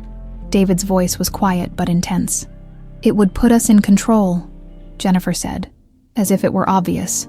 "No more allowances, no more asking permission for every expense. We'd have direct access to the Anderson fortune, to pay off your gambling debts," David concluded flatly. Jennifer's eyes flashed. "Among other things, but primarily to secure our future." David studied his wife carefully. "Where are these documents now?" "Safe," Jennifer replied vaguely. "I'm meeting Daniel, Michael, whatever he's calling himself, in 15 minutes to discuss next steps." "I'm coming with you," David said, standing. "That's not necessary." "It wasn't a request," David cut her off. "You've played games with my family long enough. It's time I understood exactly what's happening." In his office, Robert reviewed the files his investigator had sent. The police report from 30 years ago contained witness statements that had somehow never made it into the final investigation. Statements describing a second vehicle following Robert's car that night, forcing him off the road into the path of the oncoming vehicle driven by Michael Miller. It wasn't simply an accident caused by a drunk driver. It had been orchestrated. The financial report on Jennifer was equally illuminating. Her gambling debts to Vincent Moretti totaled nearly $3 million. With a midnight deadline for payment, she'd been systematically emptying accounts she shared with David, selling jewelry, even taking loans against property she didn't own. Robert's intercom buzzed. "Sir, Thomas Wilson is requesting to see you urgently." "Send him in." Wilson entered, visibly uncomfortable. "Mr. Anderson, there's a situation developing. Mrs. Anderson is meeting with Mr. Carter in the executive conference room. They appear to be arguing. Hotel security thought you should be informed." "Thank you, Wilson." Robert stood, gathering the files on his desk. "Have security stand by, but do not intervene unless I specifically request it." As Wilson left, Robert placed a call to his most trusted security officer. "Jenkins, I need you to escort Elizabeth Miller from Suite 2010 to a secure location immediately. Use the service elevators and back corridors. No one is to know where she is." "Understood." "Yes, sir," came the crisp reply. "And if anyone asks for her, Tell them she's been moved to a medical facility for her safety." Robert checked his watch. "And Jenkins, stay with her. Do not leave her alone under any circumstances." Lightning flashed outside as Robert made one more call to his longtime attorney. "Richard, I need you to prepare transfer paperwork for controlling interest in the Pacific Resort portfolio to my son, David. Valuation approximately $500 million. And I need it within the hour." "Robert, that's highly unusual," the attorney protested. "Those properties are the cornerstone of your personal holdings." "Just do it," Robert instructed. "And prepare a separate document transferring $10 million to an account I'll specify later, with provisions for medical care and housing." After hanging up, Robert took the St. Luke medallion from around his neck, studying it one more time before slipping it into his pocket. Outside, thunder rumbled as the storm reached its peak. It was time to end this. All of it. In the executive conference room, Daniel faced Jennifer across the polished table, tension crackling between them. David stood by the door, observing with growing concern. "Where are the documents?" Jennifer demanded. "Safe," Daniel replied evenly. "But before I give you anything, I want to know exactly what you plan to do with them." "I already told you," Jennifer snapped. "Use them as leverage to force Robert to transfer control of the company to David. And if he refuses, then we go public," Jennifer said coldly. "The scandal alone would tank the company's stock, force the board to act either way. Robert Anderson loses everything. Just like my mother lost everything 30 years ago," Daniel remarked quietly. "Your mother made her choices," Jennifer dismissed. "Now we're making ours." "And what about my choices?" David interjected, moving closer. "You're talking about destroying my father, the company, our family name, all to pay off your gambling debts." Jennifer's eyes narrowed. "Don't be naive, David. This is business. Your father has controlled you your entire life, kept you from your rightful place in the company. I'm just accelerating the inevitable." "By blackmail and threats," David said incredulously. "Who are you? I don't even recognize you anymore." The door opened, and Robert entered, his expression calm, but his eyes hard as steel. "I believe I'm expected at this meeting." Jennifer straightened, a triumphant smile playing at her lips. "Robert, how nice of you to join us. We were just discussing family business." "So I gather." Robert closed the door behind him. "Blackmail, extortion, fraud. Quite the family enterprise you've built, Jennifer." "I prefer to call it leverage," Jennifer replied smoothly. "But whatever the terminology, the facts remain. I have documents that could destroy you, your position, and the company's reputation." She gestured toward Daniel. "And your long-lost half-brother here has the originals." "I see." Robert moved to the head of the table. "And what exactly are your demands?" "Transfer control of the company to David, effective immediately. Grant us access to the family trusts, and resign from the board." Jennifer's voice was steel beneath silk. "In return, these documents disappear forever." Robert's gaze shifted to his son. "And you, David, are you part of this conspiracy?" David shook his head, shame evident in his expression. "I only learned of it tonight. I had no idea she was planning this, or about your background." "I see." Robert turned his attention to Daniel. "And you? Is revenge against the Andersons still your primary motivation?" Daniel met his gaze steadily. "Not anymore. Learning you're my half-brother, understanding what our mother sacrificed for both of us, it changes things." "Yes," Robert agreed quietly. "It does." Lightning flashed outside, momentarily illuminating the room in stark white light, followed immediately by a deafening crack of thunder. The storm had reached its apex directly over them. "So," Jennifer broke the silence, "do we have a deal?" Robert reached into his jacket, removing a folded document and placing it on the table. "I've already instructed my attorneys to transfer the Pacific Resort portfolio to David. Assets worth approximately $500 million, more than enough to clear your debts to Moretti and provide a comfortable life." Jennifer's eyes widened in surprise, then narrow suspicion. "Just like that? You're giving in without a fight." "Not giving in," Robert corrected. "Making a business decision. Those properties are a fraction of the company's holdings. A reasonable price to end this situation quickly and quietly." "And what about the company itself?" Jennifer pressed. "David's position. That's between my son and me. Robert's tone made it clear the subject was closed. "The transfer will be complete within the hour. You'll have access to the funds by midnight, just in time to meet Moretti's deadline." Jennifer hesitated, sensing a trap but unable to identify it. The offer was generous, more than generous, but something about Robert's calm demeanor made her uneasy. "What's the catch?" she finally asked. "No catch," Robert replied evenly. "Just 3 conditions. First, you surrender all documents relating to my birth, Elizabeth Miller, and the accident 30 years ago. Second, you sign a confidentiality agreement that carries severe financial penalties for any breach. And third," he paused, his gaze hardening, "you file for divorce from my son immediately and relinquish any future claims on Anderson assets." David inhaled sharply. Jennifer's face flushed with anger. "You can't dictate my personal life," she hissed. "I'm not," Robert replied calmly. "I'm offering a business transaction. Assets in exchange for your silence and your exit from our family. The choice is yours." For a moment, Jennifer stood frozen, weighing her options. The money would solve her immediate problems with Moretti, but divorcing David would cut her off from future Anderson wealth. Still, $500 million was more than she'd expected to extract from this situation. "Fine," she said finally. "I accept your terms." "Good," Robert nodded to Daniel. "Now, I believe you have some documents for us." Daniel hesitated, then reached into his jacket and withdrew a USB drive. "Everything Jennifer gave me, plus what I found independently, all copies." Robert pocketed the drive. "Thank you, Daniel." He turned back to Jennifer. "My attorney will contact you tomorrow with the paperwork. Until then, I suggest you pack your things and move to a different hotel. Your access to Anderson accounts has been temporarily suspended as a precaution." Jennifer's expression was murderous, but she recognized defeat when she saw it. Without another word, she gathered her purse and strode from the room, leaving a heavy silence in her wake. "Dad," David began, his voice thick with emotion. "I had no idea she was planning this. I never wanted—" "I know, son." Robert's voice softened. "We'll talk later. Right now, I need to speak with Daniel privately." After David left, the half-brothers faced each other across the conference table. 30 years of secrets and misunderstandings between them. That was unexpectedly generous, Daniel finally said.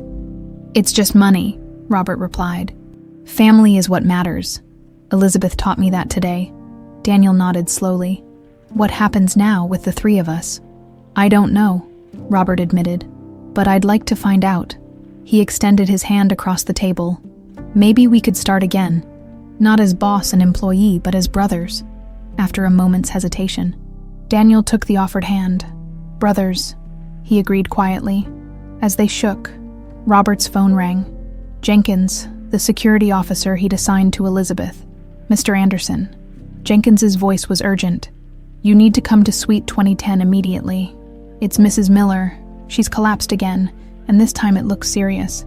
The elevator couldn't move fast enough for Robert as he and Daniel raced to the 20th floor. The storm outside had intensified, rain lashing against the windows and thunder shaking the building's foundation. Inside Robert's mind, an even greater tempest raged. The possibility of losing Elizabeth just when he'd found her, just when decades of secrets were finally unraveling. Jenkins met them at the door to Suite 2010, his professional demeanor cracking with genuine concern. "She was unconscious when I arrived to move her. I've called an ambulance. They're on their way up." Daniel pushed past him into the suite, Robert close behind. Elizabeth lay on the bed, deathly pale, her breathing shallow and labored. Margaret Jenkins sat beside her, holding her hand and speaking softly. "What happened?" Daniel demanded, kneeling beside the bed.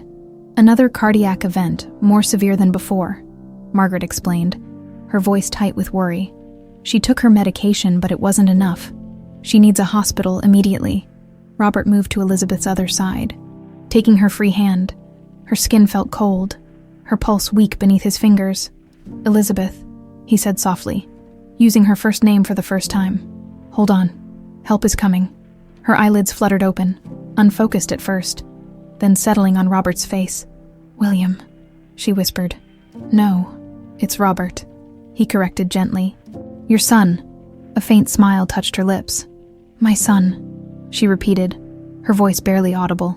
Both my sons here. Daniel took her other hand, tears threatening. We're here, Mom. Both of us. The sound of sirens penetrated the room as the paramedics arrived. The next few minutes passed in controlled chaos. Medical terminology, equipment being prepared, Elizabeth being transferred to a stretcher. Through it all, she kept her eyes on her sons, as if memorizing their faces in case it was the last time she saw them. Columbia Presbyterian Cardiac Unit. Robert instructed the paramedics.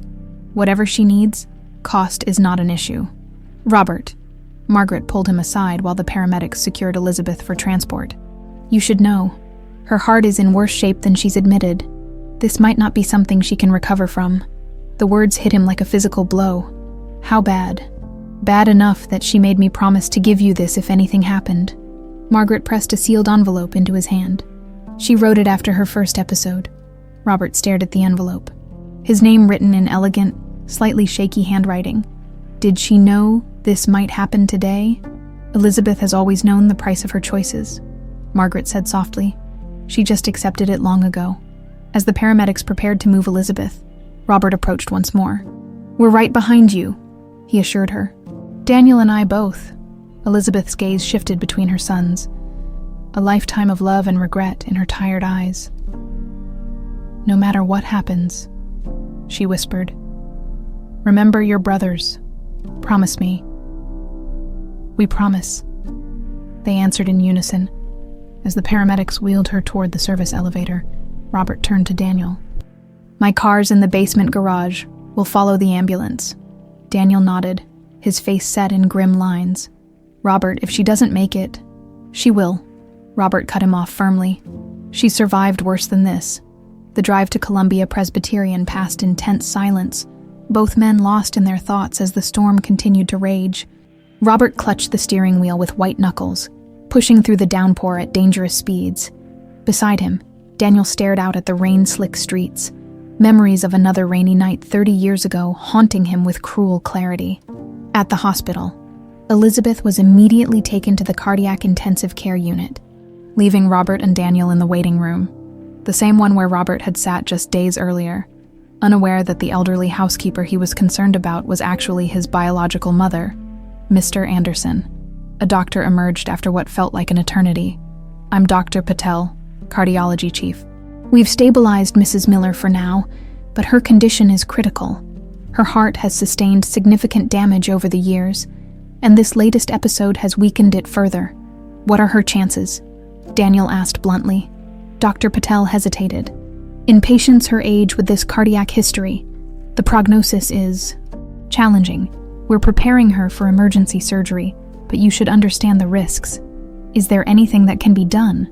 Robert pressed. Specialists, experimental treatments, money is no object. The best cardiologists in the city are already here, Mr. Anderson. Your family's donations made sure of that. Dr. Patel's expression softened. The next few hours will be critical. I suggest you prepare yourselves for all possibilities. After the doctor left, Robert sank into a chair, the envelope Margaret had given him still clutched in his hand. After a moment's hesitation, he broke the seal and removed a single folded page. What is it? Daniel asked, sitting beside him. A letter from Elizabeth. Robert unfolded it carefully. To both of us. The letter was written in the same elegant but slightly tremulous hand as the envelope. My dearest sons, if you're reading this, we finally come full circle, and the secrets I've kept for decades have come to light. I don't know how much you've discovered, or how you feel about what you've learned, but there are things I need to say while I still can, Robert. From the moment you were born, giving you up was the greatest pain I've ever known. Your father, William, promised to watch over you, to make sure James and his wife gave you the life I couldn't provide. When William died, that promise died with him. Not a day passed that I didn't think of you, wonder about you, love you from afar, Michael. Raising you was my greatest joy and privilege. Your father would have been so proud of the man you became when you discovered your adoption papers that night. I should have told you everything then. My silence cost us all dearly. The night of the accident when I saw you both in the hospital, one on an operating table fighting for his life, the other fleeing the scene in panic. I made the only choice a mother could. I sacrificed everything to protect you both. My career, my identity, my future. I would make the same choice again without hesitation. If I'm gone when you read this, please know that my greatest wish is for you to know each other as brothers. The hatred and division that the Anderson family created stops with you. Forgive each other. Forgive yourselves. And if you can find it in your hearts, forgive me too with all my love. To both my sons. Elizabeth Robert folded the letter carefully, passing it to Daniel. They sat in silence as thunder rumbled outside, each processing the weight of Elizabeth's words and the possibility that they might be her last. Mr. Anderson, Mr. Carter. A nurse approached them. Mrs. Miller is asking for you both before they take her to surgery. They followed the nurse to a small pre-op room where Elizabeth lay connected to various monitors. Her silver hair spread across the pillow, making her look older and more vulnerable than ever. Despite her condition, her eyes were clear and focused when they entered. "My boys," she whispered, managing a weak smile. "Together at last." Robert moved to one side of the bed, Daniel to the other, each taking one of her hands.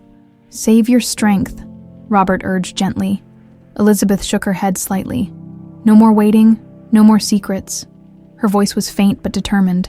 "There's something else you need to know about the accident." Daniel tensed. "Mom, that's in the past.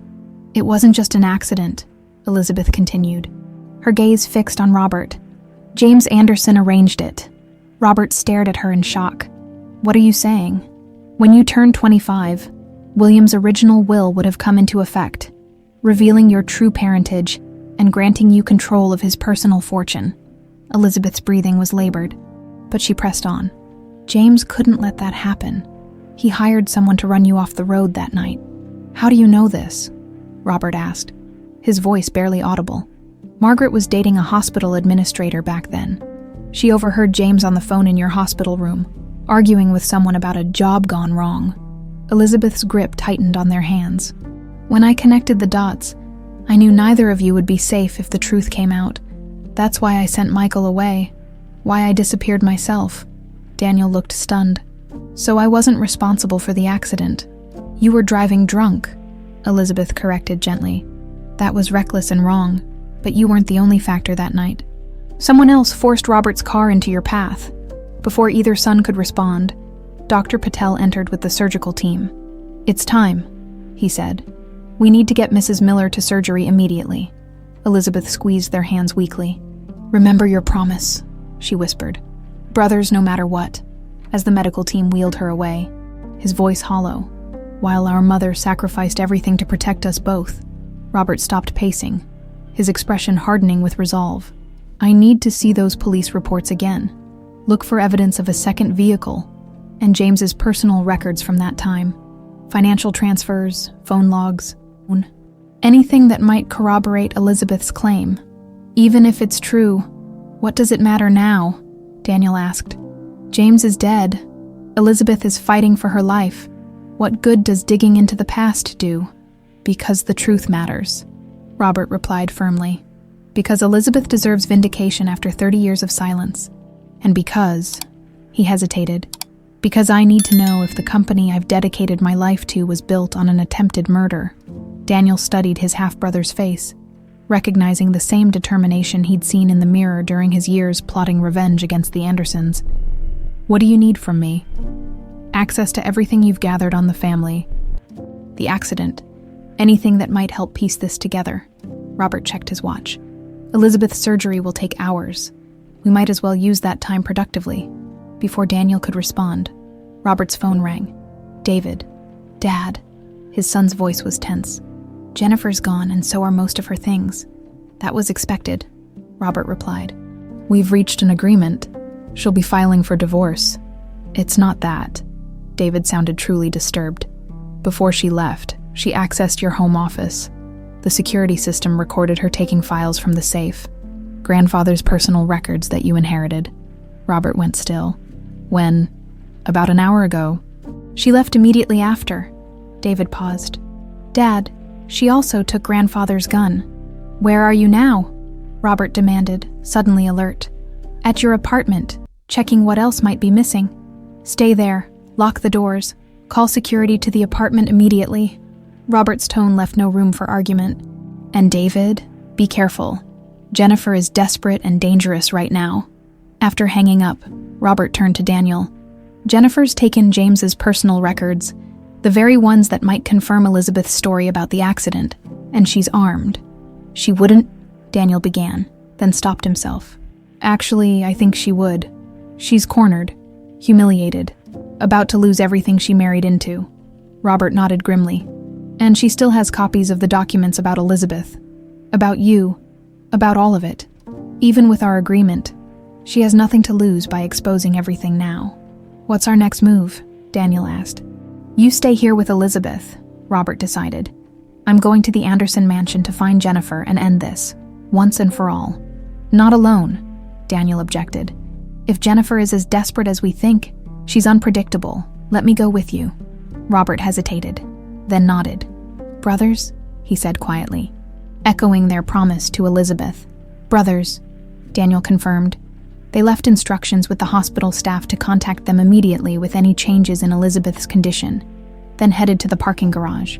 The storm had intensified further, the downpour reducing visibility to mere feet and flooding side streets. "The Anderson mansion is upstate," Robert explained as they drove. "About an hour north, but longer in this weather. It's where James lived most of his life, where I grew up. It's been mostly empty since his death, maintained by a skeleton staff." "Why would Jennifer go there?" Daniel asked. "Because that's where James kept his most sensitive records, the ones he didn't want found after his death, but couldn't bring himself to destroy." Robert navigated through the flooded streets with grim determination. "I moved them to my apartment for safekeeping after he died, never imagining they might contain evidence of attempted murder." As they drove north through the storm, the parallels to that night 30 years ago were lost on neither man. The torrential rain, the dangerous road conditions, the sense of impending catastrophe. Only this time, they were facing it together rather than as unwitting adversaries. At the hospital, Elizabeth's surgery was underway, her fragile heart in the hands of the city's best cardiac surgeons. In the gallery above the operating room, Margaret watched with tears in her eyes, praying for her friend to survive long enough to see the reconciliation she'd sacrificed everything for. The Anderson mansion loomed against the stormy sky, its imposing Georgian architecture a dark silhouette against lightning-streaked clouds. Built in the 1920s by the first Anderson hotel magnate, it had been expanded over generations into a sprawling estate that epitomized old money and power. Robert parked the car at the end of the long driveway, out of sight from the main house. "Jennifer's car is here," he noted grimly, spotting her distinctive red Mercedes near the front entrance. "Let's approach from the east wing. There's a side entrance through the conservatory that's usually unlocked for the gardeners." They made their way through the rain, skirting the manicured grounds now being battered by the storm. The conservatory door was indeed unlocked, allowing them silent entry into the massive home. "The main study is in the west wing," Robert whispered as they moved through darkened hallways. "That's where James kept his private safe, behind a painting of the first Belvedere Hotel." As they approached the central hall, a crash of thunder momentarily drowned out all other sounds. When it faded, they heard something else: papers being shuffled, drawers being opened and closed. Someone was already in the study. Robert motioned for Daniel to follow him, moving carefully toward the partially open study door. Inside, illuminated by a single desk lamp, Jennifer was frantically searching through piles of documents, a gun placed within easy reach on the desk. "Looking for something?" Robert asked calmly, pushing the door fully open. Jennifer spun around, grabbing the gun and pointing it at them in one fluid motion. "Stay back," she warned, her voice unsteady. "Both of you." "Jennifer?" Robert raised his hand slightly, keeping his voice even. "This has gone far enough. Whatever you're looking for, it won't change our agreement." "Agreement?" She laughed bitterly. "You think I'd settle for a payoff when I could have everything? When I know what your precious father did?" "And what exactly did he do?" Robert asked carefully. Trying to gauge how much she knew, Jennifer's smile was cold. "He tried to have you killed rather than let you inherit your real father's fortune. How's that for family values?" She gestured with the gun toward a stack of papers. "It's all here. Payments to a man named Victor Ramirez. Phone logs. Even a letter instructing him to make it look like an accident." Daniel edged slightly to the left, trying to position himself better, but Jennifer swung the gun toward him. "Don't," she warned. "I've got nothing to lose now, thanks to both of you." "What exactly is your plan, Jennifer?" Robert asked, drawing her attention back to him. "Shoot us. Then what?" "Then I take these documents to the board, to the press. The great Robert Anderson built his empire on his father's attempt to murder him, the illegitimate son who wasn't supposed to inherit anything." Her eyes gleamed with malice. "And poor David, the only legitimate Anderson left, will have no choice but to take control with his loving wife by his side. David has already agreed to the divorce," Robert reminded her. "He knows what you've done." "David will do what I tell him once I control the narrative," Jennifer snapped. "He's always been weak. Easily manipulated, just like his father." Lightning flashed, momentarily flooding the room with stark white light, followed immediately by a deafening crack of thunder. In that instant of illumination, a new figure appeared in the doorway behind Jennifer. "David, is that what you really think of me?" he asked quietly. Jennifer whirled, the gun now pointed at her husband. "David," she breathed, "you're not supposed to be here." "Apparently I wasn't supposed to be anywhere but under your thumb," David replied, his voice steady despite the weapon aimed at his chest. "How long have you been planning this, Jennifer?" "Since before we married." "Put the gun down," Robert urged, taking a small step forward. "No one needs to get hurt here." "Stay back," Jennifer's voice rose hysterically. "All of you. I didn't come this far to lose everything now." Outside, the storm reached its crescendo, rain drumming against the windows with almost violent intensity. Inside, 4 people stood frozen in a tableau of betrayal and desperation. "Think about what you're doing," David said, his voice gentle despite the situation. "This isn't you, Jennifer. You have no idea who I am," she replied bitterly. "None of you do." In that moment of distraction, Daniel lunged forward. Grabbing for the gun, Jennifer screamed. The weapon discharged with a deafening report, and both Robert and David shouted in alarm. Daniel staggered backward, clutching his shoulder as blood seeped between his fingers. Jennifer stood frozen in shock, the gun still in her hand, before she could recover. David tackled her from behind, sending them both crashing to the floor. The gun skittered across the hardwood, coming to rest at Robert's feet. "Michael!" Robert rushed to his half-brother's side, using the name their mother had given him. "How bad is it?" "Graze," Daniel gasped through gritted teeth. "Hurts like hell, but I'll live." On the floor, David had pinned Jennifer's arms behind her back. "It's over," he told her firmly. "All of it." Robert retrieved the gun, tucking it safely away before helping Daniel to a chair. "We need to get you to a hospital." "Not until we finish what we came for," Daniel insisted, pressing his hand against the wound. "The documents, are they real?" Robert moved to the desk, quickly scanning the papers Jennifer had been reviewing. His expression darkened as he read. "Yes," he confirmed quietly. "She was telling the truth. James hired someone to run me off the road that night. The payment records, the instructions, it's all here." "So Elizabeth was right," Daniel said, wincing as he shifted in the chair. "All these years she was protecting us from a truth none of us were ready for." Robert gathered the documents, his face a mask of controlled emotion. "David, call the police. And an ambulance for Daniel." "What about her?" David asked, still restraining Jennifer, who had gone unnaturally quiet. "She'll face charges for theft, assault, attempted murder." Robert's voice was cold. "The agreement we made earlier is void. She gets nothing," as David used his free hand to make the calls. Jennifer finally spoke, her voice hollow with defeat. "It wouldn't have worked anyway, would it? Even with all this evidence, the board would have backed you." "The board has nothing to do with family," Robert replied simply. "And that's what this has always been about, though none of us realized it until now." Lightning flashed again, followed by thunder that seemed to shake the very foundation of the mansion. In that moment, Robert's phone rang. The hospital. "Mr. Anderson. Doctor." Patel's voice was grave. "You need to return immediately, Mrs. Miller's condition has deteriorated significantly during surgery, I'm afraid. You should prepare for the worst." Robert's face drained of color. "We're on our way," he said, ending the call and turning to Daniel. "It's Elizabeth. We need to go now." Daniel struggled to his feet, still clutching his wounded shoulder. "How bad?" "Bad?" Robert confirmed grimly. "David, can you handle things here until the police arrive?" David nodded firmly. "Go, both of you. I've got this." As sirens wailed in the distance, Robert and Daniel hurried back to the car, the storm still raging around them. The documents that proved James Anderson's treachery were secured in Robert's briefcase, but they seemed insignificant now, compared to the possibility of losing Elizabeth just when they'd found her, and each other. "Hold on, Mom," Daniel whispered as they sped back toward the city. "Just hold on, your sons are coming." The storm showed no signs of abating. As Robert's car tore through the rain-slicked streets of Manhattan, Daniel sat tensely in the passenger seat, his makeshift bandage already soaked through with blood from the gunshot wound. Neither spoke, both consumed by the same fear, that they might be too late. "You should let me drop you at the emergency room," Robert said, breaking the silence as they approached Columbia Presbyterian. "That shoulder needs proper treatment." "Not until I see her," Daniel replied through gritted teeth. "I've already lost 30 years, I won't lose another minute." Robert nodded, understanding completely.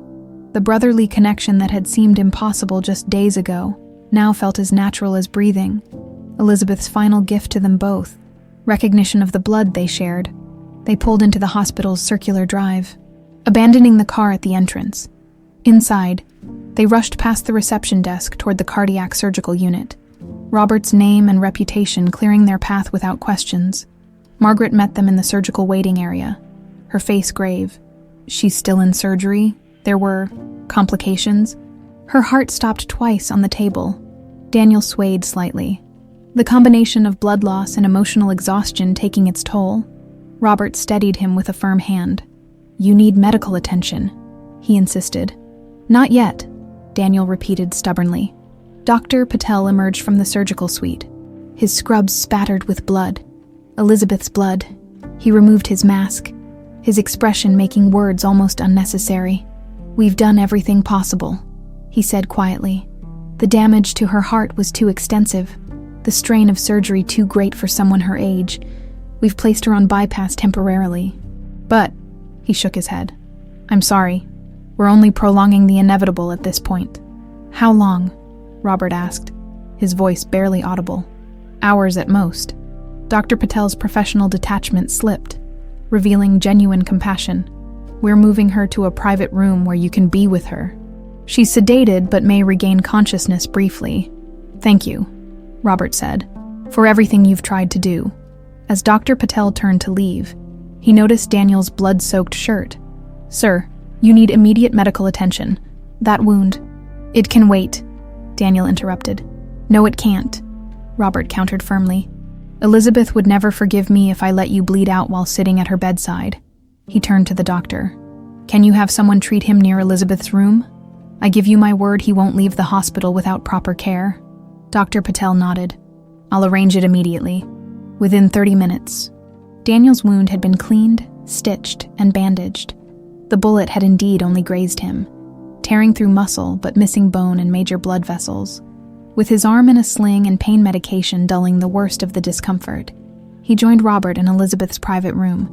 She lay still and pale, connected to a maze of tubes and wires, each machine telling its own part of the story of a heart that was failing. Her silver hair had been tucked under a surgical cap, making her look somehow smaller, more vulnerable.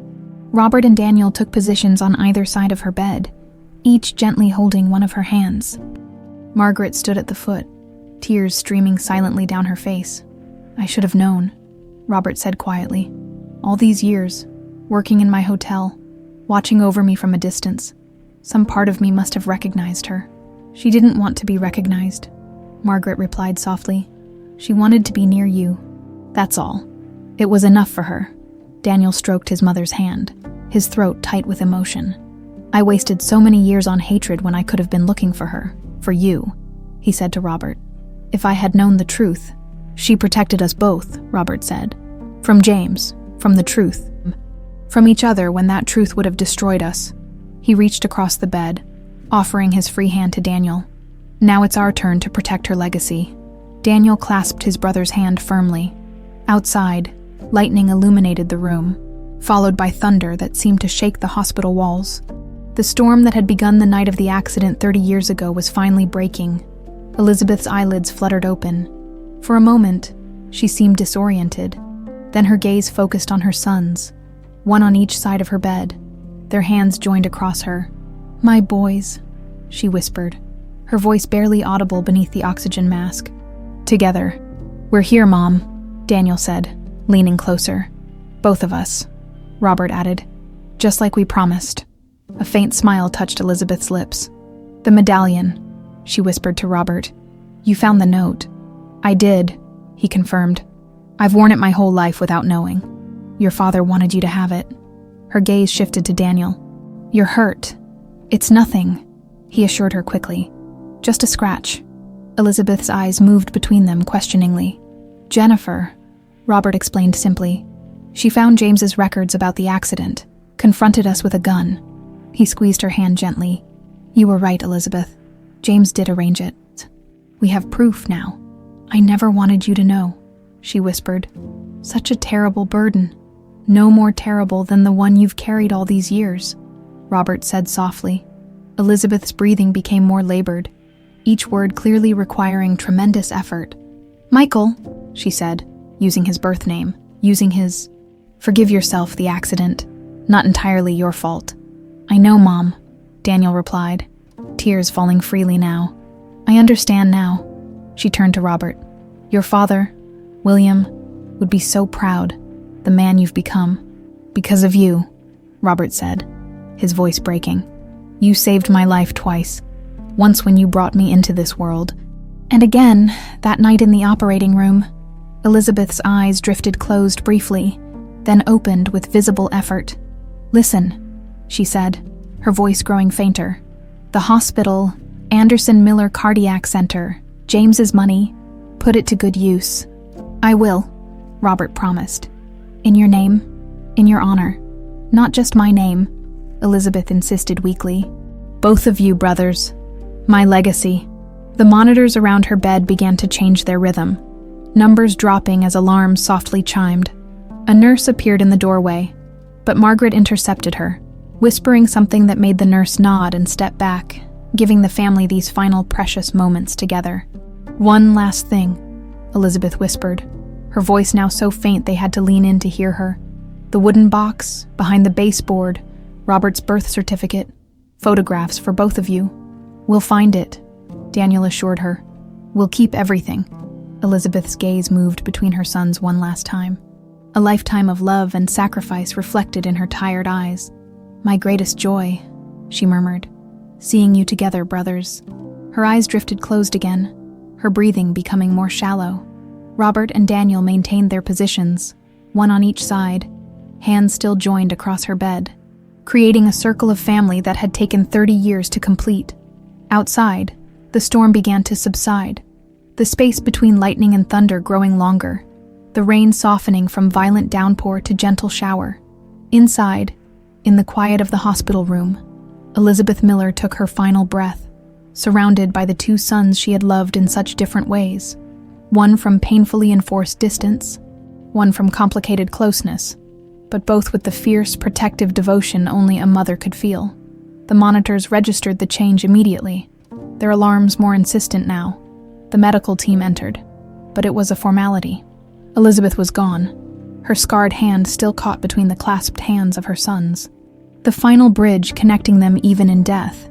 Hours later, as dawn broke over a rain-washed Manhattan, Robert and Daniel sat in the hospital's small chapel. Neither was particularly religious, but both felt the need for quiet reflection. The doctor had finally convinced Daniel to accept IV antibiotics and additional treatment for his wound, and Robert had made the necessary arrangements for Elizabeth's care. "What happens now?" Daniel asked, breaking the silence. "We honor her wishes," Robert replied simply. "The Anderson Miller Cardiac Center, her apartment, the wooden box." He turned to face his half-brother. "And we figure out what it means to be brothers after a lifetime of being strangers." "And the company?" Daniel asked. "After all this, James's betrayal, Jennifer's schemes, can you still lead it?" Robert considered the question carefully. "The company isn't James's legacy anymore. It's mine. What I've built from what he left." He paused, studying Daniel's face. "And perhaps, if you're willing, it could be yours too." Daniel looked surprised. After everything that's happened, after I infiltrated your company seeking revenge, because of everything that's happened, Robert corrected. You have the expertise, the experience. More importantly, your family, the only blood relative I have besides David. He offered a small smile. Elizabeth would like it. I think her sons working together instead of against each other. Before Daniel could respond, Robert's phone buzzed with a text from David. Jennifer in custody. Police have documents. Need to talk when you can. Reality intrudes. Robert sighed, showing Daniel the message. There will be questions, investigations, the truth about James, about the accident, possibly about all of us. Are you prepared for that? Daniel asked. For people to know you're not James Anderson's biological son. I'm Elizabeth Miller's son, Robert said firmly, and William Anderson's. After nearly losing my life because James couldn't accept that, I think I'm finally ready to embrace it. He stood, straightening his suit jacket with unconscious precision. The question is, are you ready to be Michael Miller again? To reclaim the identity you abandoned 30 years ago? Daniel was quiet for a long moment. I don't know, he finally admitted. I've been Daniel Carter longer than I was ever Michael Miller. But perhaps I could be both. Daniel Michael Miller Carter, Robert suggested with the hint of a smile. Quite a mouthful for business cards. It was the first moment of levity they'd shared, brief but genuine, a beginning. Perhaps, of the brotherly relationship Elizabeth had wished for them. As they left the chapel, morning sunlight was breaking through the clouds, glinting off puddles and rain-streaked windows. The storm had passed, leaving the city washed clean, ready for whatever came next, in Elizabeth Miller's modest apartment later that day. Robert and Daniel found the loose baseboard exactly where she had described it. The wooden box inside contained the artifacts of a life split in two. Her life before the accident and after. Medical school diplomas, surgical awards, photographs of a young Elizabeth with a handsome dark-haired man who was unmistakably William Anderson. And buried beneath these treasures, a birth certificate for Robert William Anderson, listing Elizabeth Miller and William Anderson as his parents. She kept everything, Daniel said softly, lifting a photograph of himself as a teenager receiving his high school diploma, Elizabeth beaming proudly beside him. Every moment, every memory, both her lives, Robert agreed, examining a faded picture of Elizabeth holding a newborn, himself, with William Anderson standing protectively beside them, the one she lost and the one she built from its ashes. Among the papers was a sealed envelope addressed to my sons. Inside was a document neither had expected, Elizabeth's will, professionally prepared and notarized just months earlier. She knew this day might come. Daniel realized as they read it together. She was preparing for it. The will was simple and direct. Her modest savings and pension were to be divided equally between Robert and Daniel, her medical books and journals to Columbia Presbyterian's medical library, her personal effects to be shared between her sons as they saw fit. But the final paragraph held the true heart of her wishes. It is my fervent hope that my sons, Robert and Michael, will find their way to each other through the truth I was never brave enough to tell them in life. The greatest legacy I could leave is not material possessions, but the bond of brotherhood between them, a bond of blood that transcends the mistakes and secrets of the past. Robert carefully returned the will to its envelope. She thought of everything, didn't she? Even how to bring us together if she couldn't do it herself. That was our mother, Daniel said, a catch in his voice. Always 3 steps ahead of everyone else. They spent hours in the apartment, going through the box, learning about the woman who had given them life in such different circumstances. The brilliant young medical student who had fallen in love with a married man, the dedicated surgeon who had secretly operated on her own son without revealing her identity, the broken-hearted mother who had sent one son away to protect him from the consequences of nearly killing his half-brother, the humble housekeeper who had cleaned hotel rooms just to be near the son she had been forced to give up. As evening fell, they carefully repacked the wooden box with its precious contents. This was just the beginning of their exploration of Elizabeth's life, of their shared history, of what it meant to be brothers after decades of separation and secrets. I keep thinking about what she said at the end, Robert mused as they prepared to leave, about being her legacy, both of us. Together, I spent 30 years plotting against your family, Daniel reminded him. Against you, though I didn't know it. That's not exactly a foundation for brotherhood. No, Robert agreed. But the next 30 years might be if you're willing to try. Outside Elizabeth's apartment building, their cars waited side by side, Robert's sleek luxury sedan and Daniel's more modest vehicle. 2 different lives, 2 different paths, now unexpectedly converged. The Anderson Miller Cardiac Center, Daniel said thoughtfully. She had it all planned out, didn't she? Down to the name, Robert agreed with a sad smile. Making sure we'd have to work together, at least on that. She always was the smartest person in any room, Daniel said, as they prepared to go their separate ways. Robert to deal with the aftermath at the Anderson mansion. Daniel to his hotel suite to process everything that had happened. Robert hesitated, then removed the St. Luke medallion from around his neck. You should have this, he said, holding it out to Daniel. You're her son too. She would want us to share her legacy. Daniel looked at the medallion, the physical link that had connected Elizabeth to Robert through decades of separation, then gently closed Robert's fingers back around it. Keep it, he said. You've worn it your whole life. Besides, he added with the ghost of a smile, I have a feeling we'll be seeing plenty of each other from now on, brothers, remember? Brothers, Robert confirmed, returning the medallion to its place around his neck as their cars pulled away in opposite directions. Neither man could have known that across town, in the offices of the New York Times, an anonymous package had just arrived containing copies of James Anderson's incriminating documents about the accident 30 years ago. Nor could they have guessed that in the early hours of the morning, Jennifer Anderson had made a deal with prosecutors, trading information about the Anderson family's secrets for leniency in her own case. The storm had passed, but the ripples of truth it had uncovered were just beginning to spread, reaching toward a shore neither brother could yet see clearly in the cardiac intensive care unit at Columbia Presbyterian. Now quiet and empty of Elizabeth's presence, Margaret Jenkins stood at the window watching the sun set over Manhattan. You did it, Liz, she whispered to her absent friend. Your boys found each other. They found you. Rest easy now. And somewhere, perhaps, Elizabeth Miller finally did, 1 year later. Sunshine bathed the front entrance of Columbia Presbyterian Hospital, where a crowd had gathered for the ribbon-cutting ceremony of the Anderson Miller Cardiac Center. The building gleamed with glass and steel, its modern architecture a stark contrast to the older hospital wings surrounding it. Robert Anderson stood at the podium, immaculate in a tailored suit, addressing the assembled guests. Beside him stood Daniel Miller Carter, who had officially reclaimed part of his birth name, while keeping the identity he'd built over 30 years. The brothers made a striking pair, similar in height and bearing, different in style, united by blood only recently acknowledged. Today marks not just the opening of a medical facility, Robert was saying, but the fulfillment of a promise to a woman who spent her life healing others, often at great personal cost.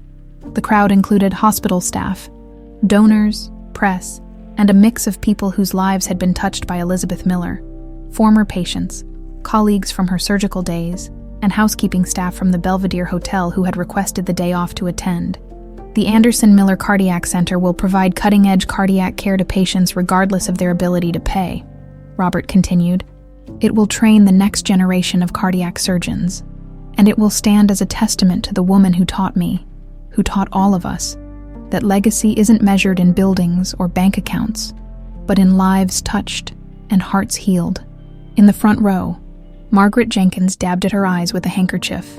Beside her sat David Anderson, now actively involved in the charitable foundation that would help fund the center's work with underprivileged patients. His divorce from Jennifer had been finalized months ago, and the scandal that had threatened to engulf the Anderson family had been carefully managed, not buried or denied, but addressed with a transparency that had ultimately strengthened rather than weakened the company.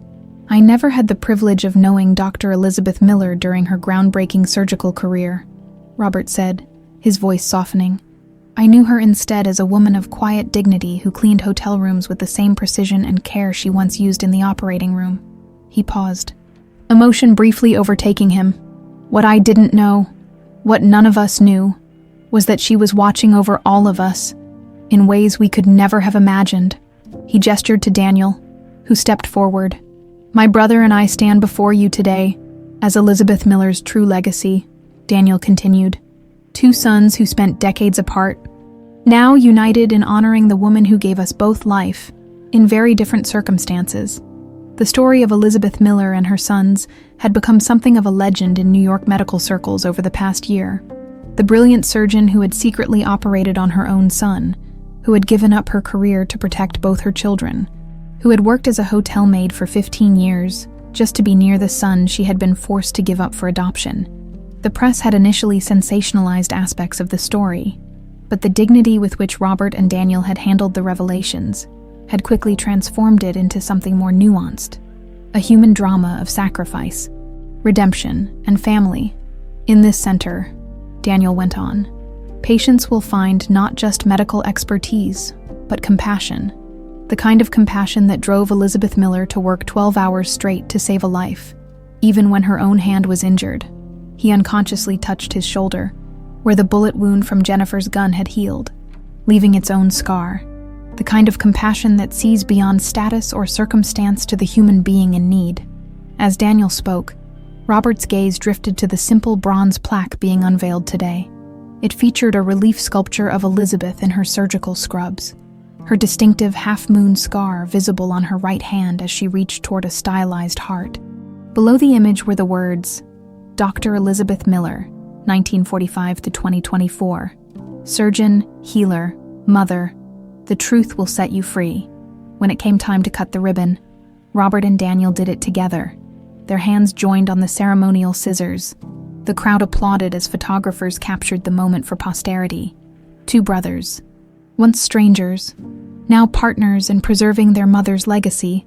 After the ceremony, at the reception inside the new center's airy atrium, Robert found himself beside Marta, the housekeeper who had been Elizabeth's closest colleague at the Belvedere. She would be so proud, Marta said, gesturing around the space. Of this place, but mostly of you 2, together. I hope so, Robert replied. I keep wondering what would have happened if I'd discovered the truth while she was still alive, if we could have had time together, the 3 of us, as a family. She had time with you every day, Marta said wisely. Each room she cleaned, each time she saw you in the hallway or lobby, those moments were precious to her. She told me once that seeing you succeed was enough for her, but it wasn't enough for me, Robert said quietly. I would have wanted to know her, really know her. You do know her, Marta insisted. This center, what you and your brother have built together, that is knowing her, that is honoring her. Across the room, Daniel was deep in conversation with Dr. Patel, who had been Elizabeth's surgeon during her final hours. The past year had been one of transformation for Daniel. After 3 decades as a financial executive, he had made a dramatic career change, entering medical school at 51. Some might call it a midlife crisis, he'd told Robert when announcing his decision. I call it coming full circle, following in our mother's footsteps, the way I was always meant to. With his business background and Robert's support, Daniel had also taken on a significant role in restructuring the Anderson Hotel Group's charitable foundation, now renamed the Elizabeth Miller Foundation. The foundation focused on medical scholarships for underprivileged students and support for healthcare workers facing financial hardship, causes Elizabeth would have championed. Robert made his way to the display case near the center's main entrance. Inside, protected behind glass, lay items from Elizabeth's wooden box, her medical school diploma, surgical awards, photographs of her with both her sons at different stages of their lives, and at the center, a restored Patek Philippe watch, the same one Jennifer had stolen, now transformed from a symbol of division into one of unity. She kept everything, didn't she? David said, joining his father at the display. Every memory, every connection, even when she couldn't acknowledge them openly. Robert agreed. That was her gift. Loving from a distance when circumstances demanded it. Their relationship had deepened over the past year as well. The revelations about Robert's parentage had initially shaken David, making him question his place in the family. But Robert had been steadfast in his assurance that being a father was about more than biology. It was about choice, about love, about presence. The same lessons Elizabeth had taught through her own complicated journey of motherhood. I've been thinking about Jennifer, David said carefully.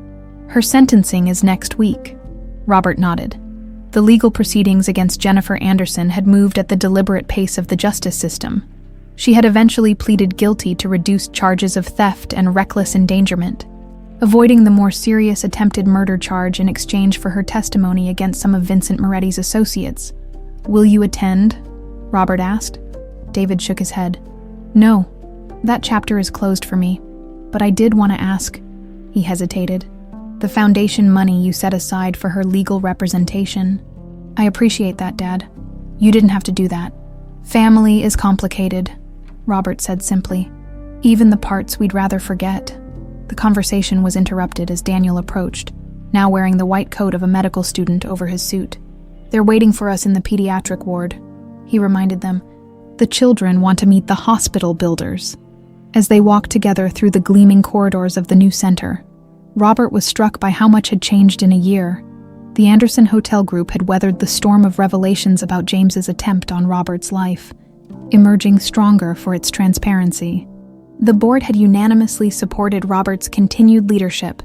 Impressed by his handling of the crisis, the family's story had even inspired a documentary film, currently in production, focusing on Elizabeth's extraordinary life and the medical advances she had pioneered before her abrupt departure from the profession. Margaret Jenkins had served as a consultant, ensuring that Elizabeth's contributions to cardiac surgery were accurately portrayed and properly credited. In the pediatric cardiac ward, cheerful murals brightened walls that housed the most advanced medical technology available. Children in various stages of treatment gathered in the playroom, their faces lighting up as Robert, Daniel, and David entered. "Are you really brothers?" asked a small girl with a surgical scar visible above her hospital gown. "My nurse said you didn't know each other until last year." Robert and Daniel exchanged a glance, the kind of wordless communication that had developed between them with surprising speed. "We're brothers," Daniel confirmed, kneeling to the child's level. "Sometimes families find each other in unexpected ways." "Like adoption?" the girl asked. "My little brother is adopted." "Something like that," Robert said, joining them. "The important thing isn't how you become family, but that you are family, and that you're stuck with each other forever," David added with a smile, making the children giggle. Later, as the three men stood on the rooftop helipad overlooking Manhattan, Daniel pulled something from his pocket, the St. Luke medal. "I think she'd want this to be part of the center somehow," he said, handing it to Robert. A physical link to where it all began. Robert turned the medallion over in his hand, feeling its familiar weight. "I've been thinking," he said, "about starting a new tradition." He opened the small compartment in the back, where Elizabeth's note had been hidden for decades. The paper was gone now, preserved in the display case downstairs, but Robert had replaced it with something new. A tiny photograph of Elizabeth flanked by her two sons, digitally created since no such photo had ever been taken during her lifetime. "This should be passed down," he continued, "to future generations of our family, along with her story, the full story, not just the parts that are comfortable or convenient, the mistakes, the sacrifices, the redemption, all of it. A family heirloom," Daniel nodded, "with Elizabeth at its heart, where she always wanted to be," David added quietly, "with both her sons."